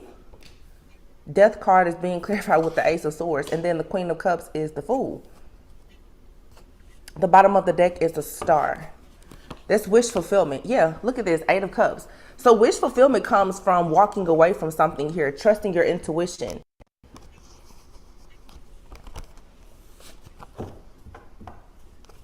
Someone could have been holding on to a person for a very long time. Someone here is possibly now juggling in their life because they've watched and tried to monitor a person for so long. Someone here has watched someone really grow, evolve, and ascend and move away from whatever they were doing, because the Four of Pentacles is here. Now, this Four of Pentacles is behind the King of Pentacles and the Magician. Yeah, you have an offer coming in. And I feel like for some of you, you have a person, this could be someone that you know. This person is seeing you in a different light. They are now wanting to put in the work to build something very solid, stable, and secure. Okay. I'm also sensing too where some of you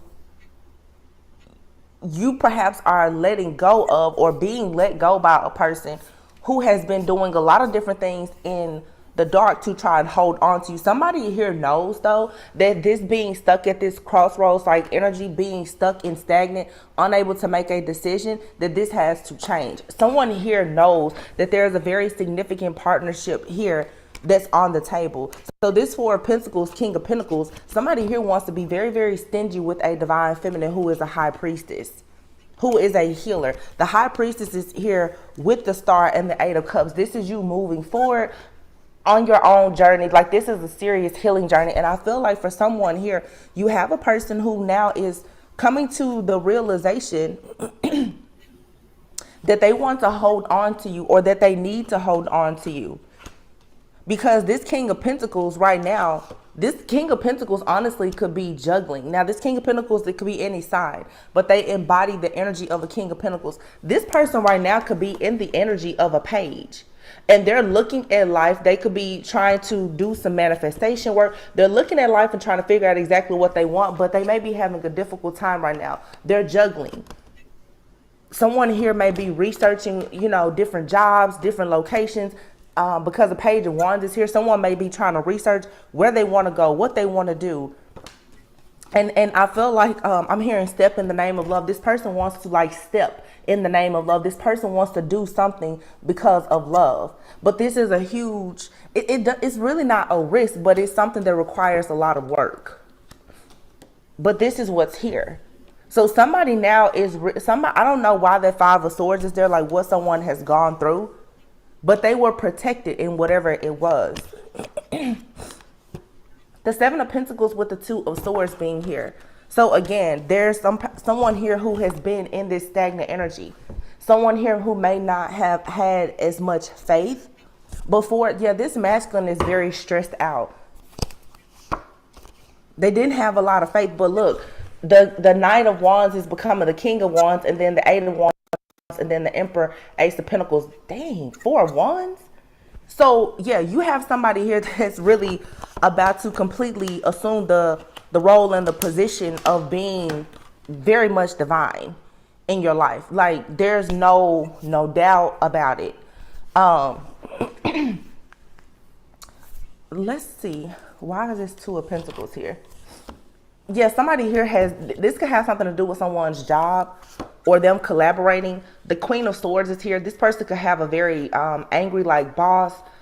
I feel like someone here has been in a job working with someone, or they could have even been in a partnership or a relationship where there's just been some type of betrayal. There's been like this very angry like energy that's being projected towards this person. Someone here could be dealing with some type of blackmail.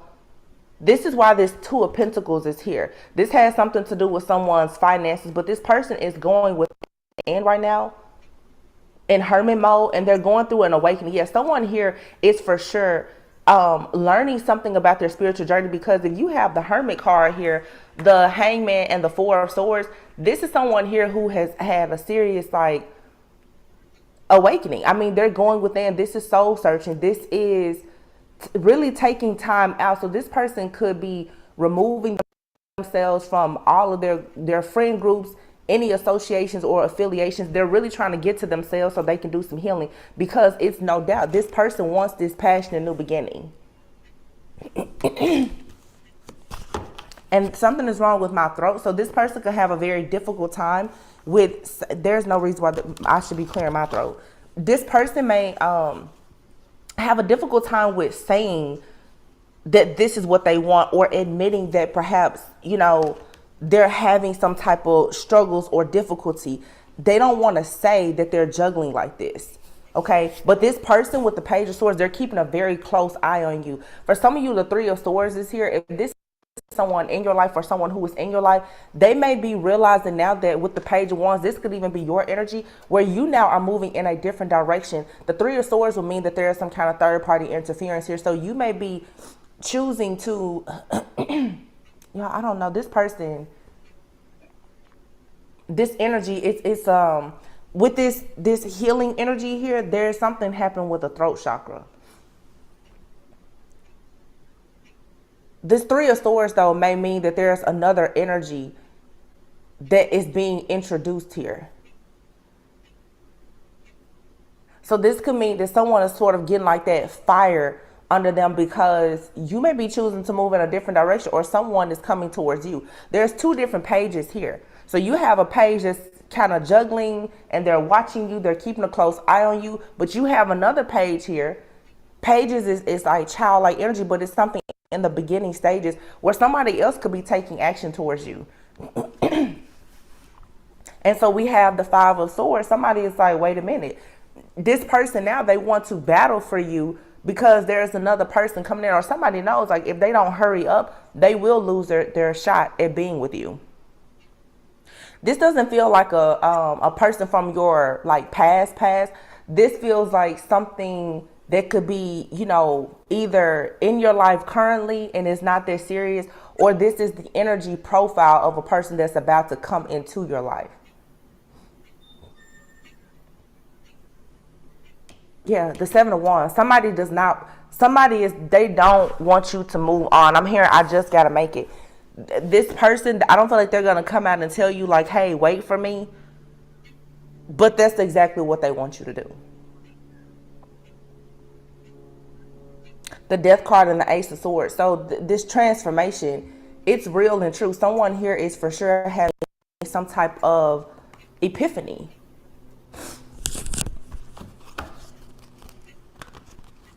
Something is transforming also in the way that a person chooses to communicate.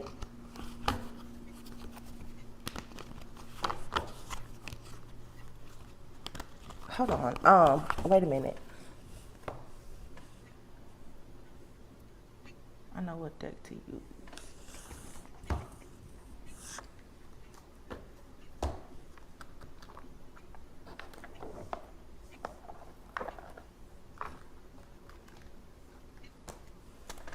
I'm just going to clarify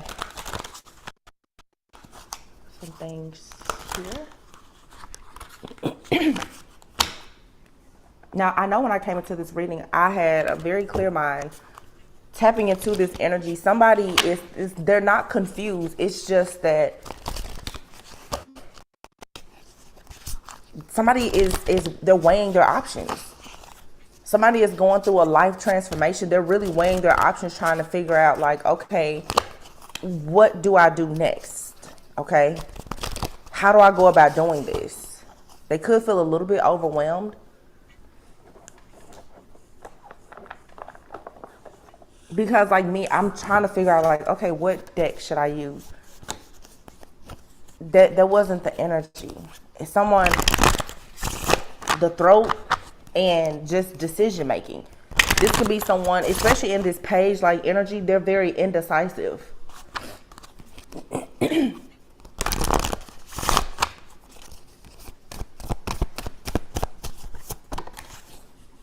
Yeah, judgment. Like I said, a decision. Judgment speaks of someone going through like an awakening. Also, this person could be going through an awakening, like a dark night of the soul. They're trying to forgive themselves. Judgment to me is when you have to really look over a situation and assess and evaluate exactly what has happened. Somebody is taking a look at their life right now and they're like, okay, I know I don't want to be here and I can't keep doing this. And now they're thinking about their life. I feel like they want to include you in their life, but to include you in your life because you've already gone through judgment and you perhaps already passed judgment on this person. Look at who came out, the Empress. This person, they want you, but this is scary. I feel like this person, because I see the the Page of Cups is here, but it's in the reverse. This person right now, somebody feels like you will possibly leave them behind, or that you won't accept an offer from them. Something here, it feels unrequited almost.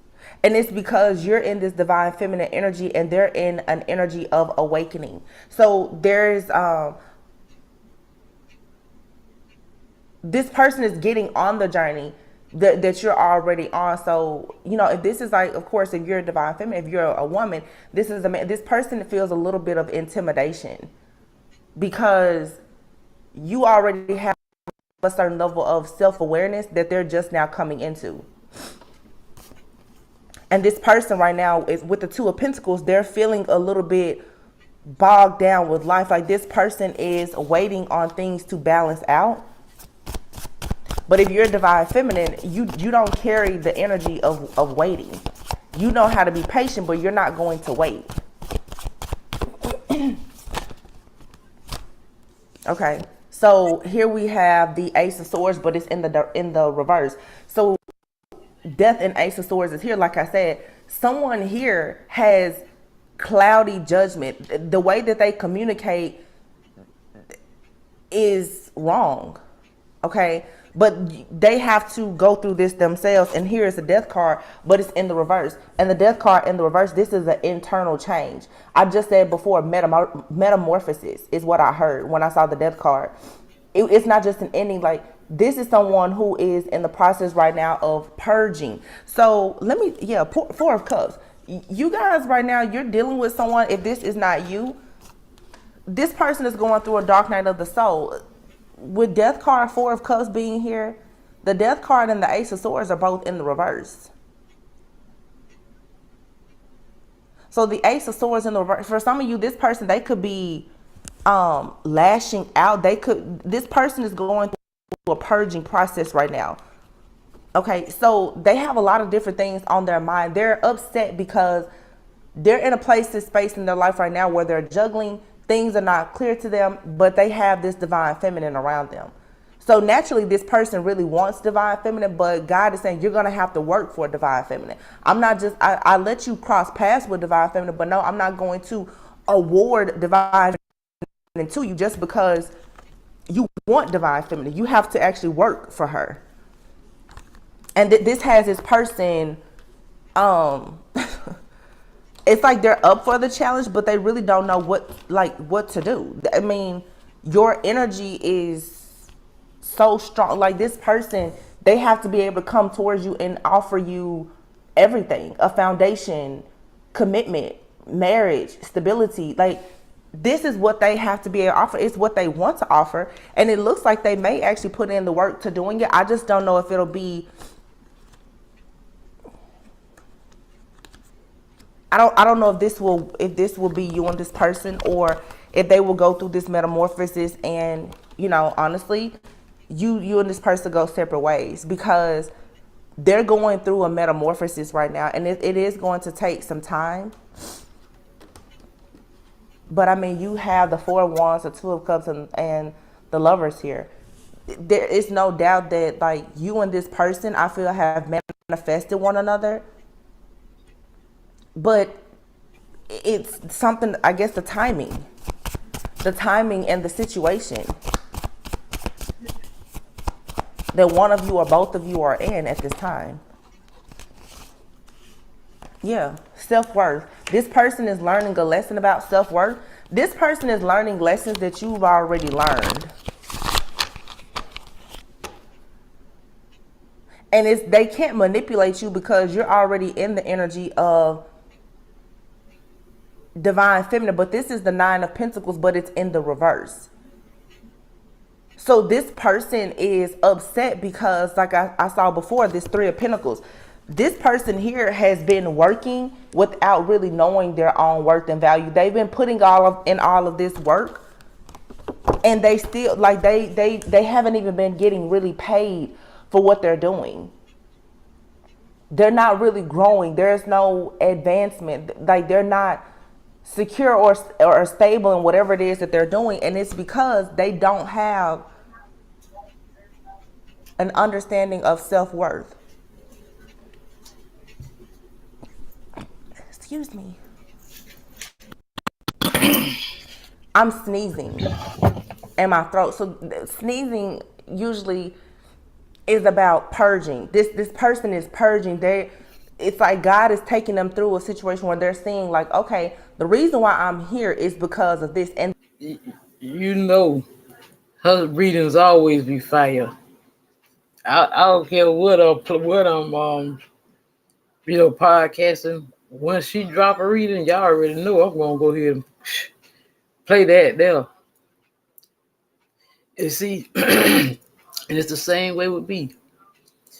My voice can be just fine. Then as soon as I start talking, it seems like, it happen every time. It don't never fail. And that's never a pretty story. But we all have to go through it. This person, the Nine of Pentacles, is in the reverse. And also with the Nine of Pentacles being in the reverse, that means that there's an issue here around security and stability. And it's because someone here has a lack mentality. Someone here is comfortable with accepting the bare minimum. This is the kind of person who, they don't ask for more. They don't negotiate. They're not in that alpha energy or being assertive. This is like a beta male who needs to understand the importance of them becoming an alpha male. But unfortunately, this is a beta male who thinks that they're an alpha male. Damn. This person, they're not standing up for what they deserve. And if they come towards this divine feminine and they don't stand up for divine feminine, they're not going to have divine feminine. Exactly.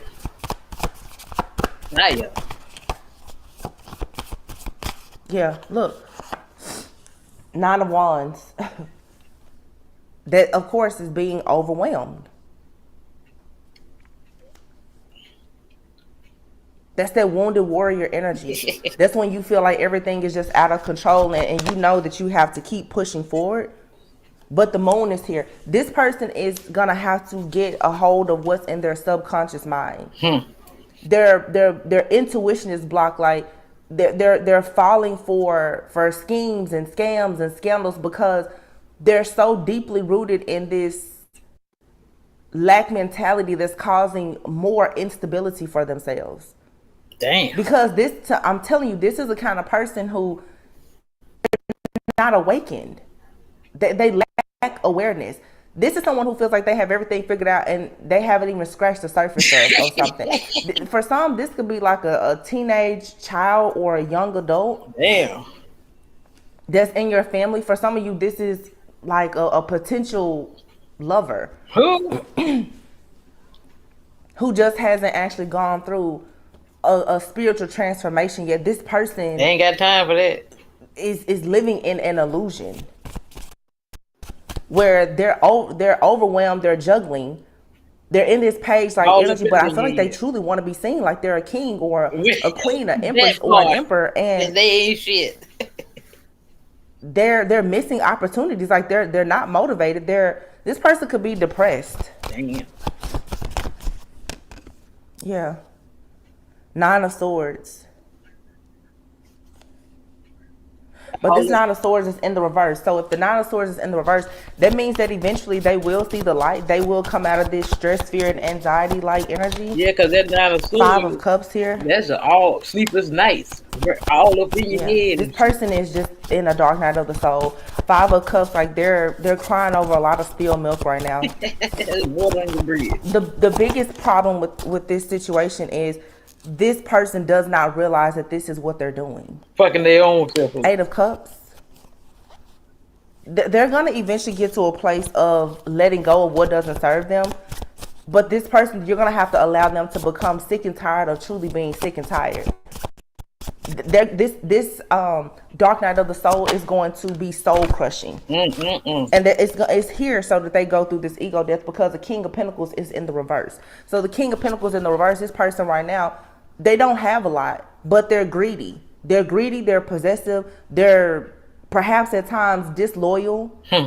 They're ungrounded. But again, like, yeah, somebody here just has a misconception about life and who they are. They don't. But here's the Justice card.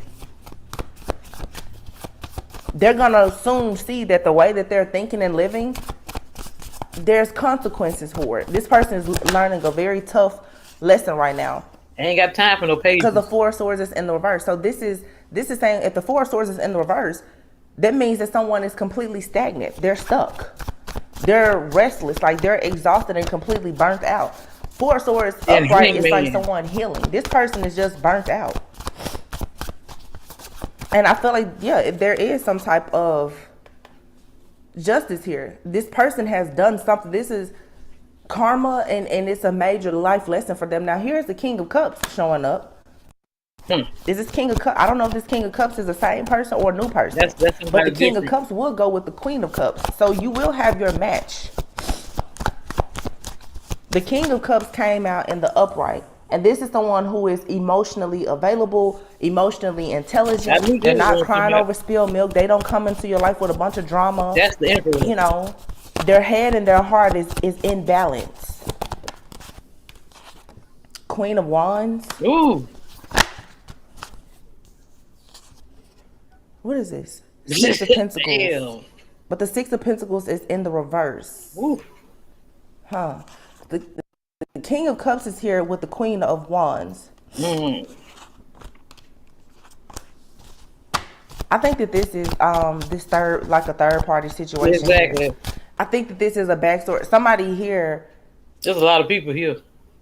Hold on. It's almost what? Is this another situation? Yep. Because there's a King of Cups here connected to a Queen of Wands. But the Six of Pentacles is in the reverse. So somebody here has been dependent on a Queen of Wands. Somebody here was in a connection with someone, and it had a lot to do, exactly. The Ten of Pentacles here and the Devil. The Ten of Pentacles just came out with the Devil. So somebody here is dealing with a situation where... I knew it. I was just waiting. Their love for money, they were in a very toxic, karmic situation because they were with somebody for money. Now somebody's karma is they're losing everything. They don't have any money. because when they decided to connect themselves to this other person for the sake of money, a partnership or whatever, they connected themselves to a bunch of karma. Now, what's interesting is the King of Cups came out in the upright. And the Queen of Wands is here. So these two people, you know, they're different. They're opposites. Mm-hmm. But the Six of Pentacles came out in the reverse. So that means that they were not giving to one another equally.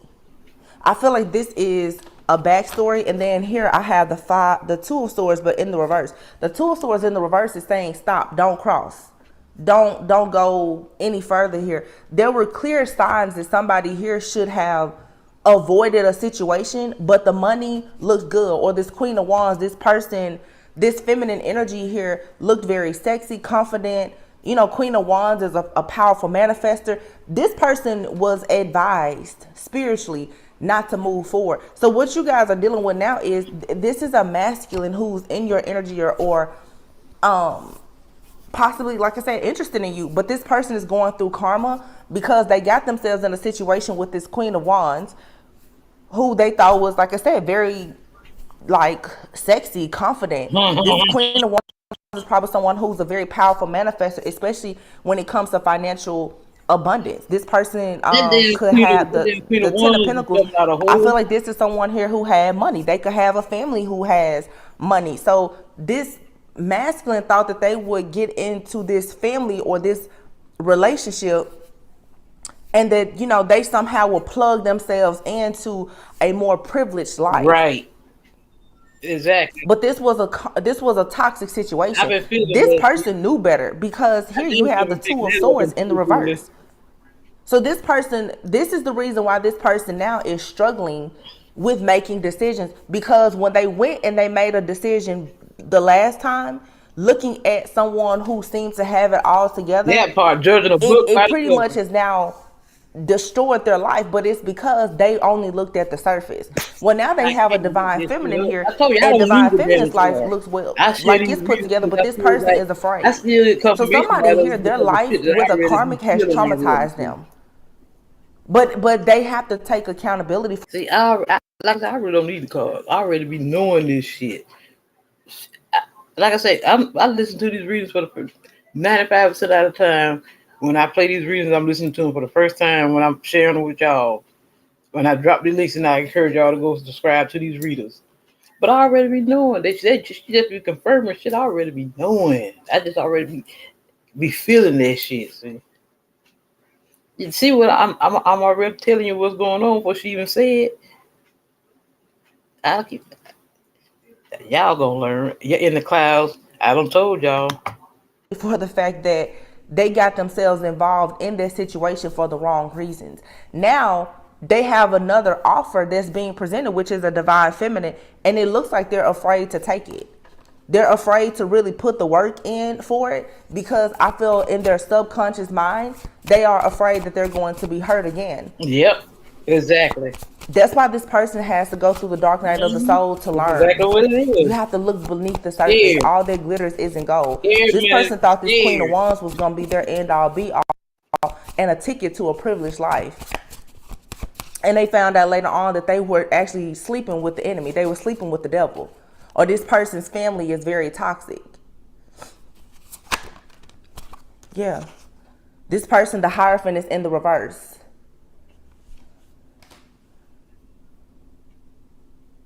Something about this was unconventional. I feel like this is actually a decent masculine.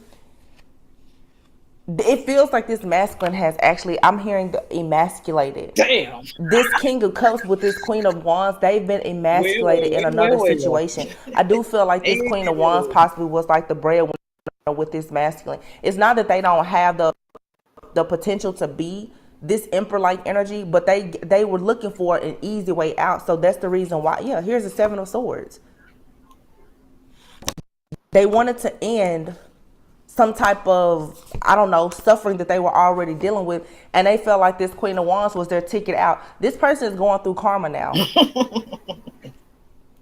Because really their intentions for this person was not good. Wow. I'm not saying that they never liked this person, but they did see this person as BLT. as a ticket to a more privileged life. They could have already been going through a situation at the time, because here's a 10 of swords, but it came out in the reverse with the 7 of swords in the upright. Yep. So the 10 of swords in the reverse means now that somebody is finally over a situation, or they can no longer like resist this change. Like it's an end here. But this person is also being forced to deal with all of their feelings of guilt and shame or whatever that they've accumulated in the time that they dealt with this person. And they're also dealing with the fact that this was a decision that they made. This person chose a path in their life that I feel like God warned them, like, no, don't go this way. And they still did it. Boundary is a motherfucker, boy. Well, that's that. Let's see. Well, that's What's the outcome here? it. Yep. This person is facing judgment. They will have a passion new beginning, but they have to go through judgment first. This person gonna learn that don't you think about going towards divine feminine in the energy of being some type of opportunist. Because it's like God's like, if you think you're going through a difficult time now, play with divine feminine, and you're gonna really know what poverty looks like. King of Cups, yeah. 9 of Pentacles. This person is going to make a recovery. Damn King of Cups. Yep, the Tower. They're having an epiphany and a realization. All that damn Scorpio. Heavy Scorpio energy. They're gonna fight through this. Like I said, I don't feel like this person is bad, because look, they came out as the King of Cups with the Queen of Wands.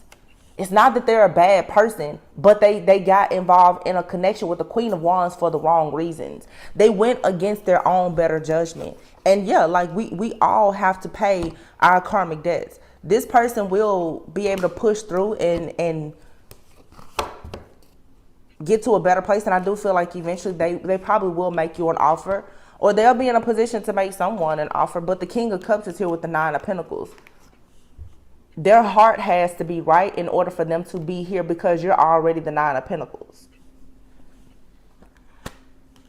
So they're having an epiphany now. This person also could be figuring out some things too, even about like their own like mother. If especially this is a masculine, this Queen of Pentacles being here, this person could have had like an elder, a mother, or someone that told them that they needed to be with a certain type of feminine energy. And that's the reason that they ended up in a very toxic situation, because they either went against their own better judgment and they decided to do something that was very status quo, or they really decided to challenge the status quo, but with the wrong person. However, it resonates. But this person now, they're going to have to stand up. Yeah. I feel like this person has, with this Queen of Pentacles, they've been taught something about the type of person that they need to, kind of go after or pursue, and it's not in alignment with their life purpose. So now they've had to learn a very difficult lesson here. Now the World is here, and the Hierophant, and then the Empress. So when this person decides to stand up to perhaps like this mother figure or whomever, and they end this cycle and go through this upgrade, they will be able to make a serious commitment to this Empress. Yeah, and they can move forward. The Chariot.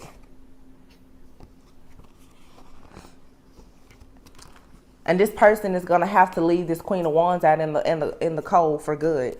Like they have to leave, and they can never turn back to go towards that situation. You may be getting like some type of information. If this is someone that's in your life you're dealing with, or even that you are separated from during this time, they may be coming to you soon with this Page of Pentacles, letting you know that they're down bad right now. But I feel like they're coming in to let you know that they did walk away from a situation. Now they're in recovery mode. Yeah, and they want to fight for true love. It's what they really want. Wow, the 10 of Cups and the Wheel of Fortune. They're down bad right now, though. That's the truth. They really want to celebrate and have this family with you and move on to peaceful, calmer waters. Yeah, they're sorry. This person is sorry. And they are eventually going to become more decisive. Knight of Swords and make a decision to get out of this depression or this funk that they're in. This person right now, they want to make an offer to you.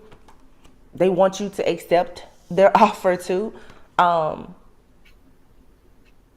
But they're just going through a dark night of the soul right now. I feel like this person is a little angry. They have a lot going on, much more than what meets the eye. But there will be enlightenment and an awakening here where this person, they will eventually be able to come out of this conflict and go move towards victory and success.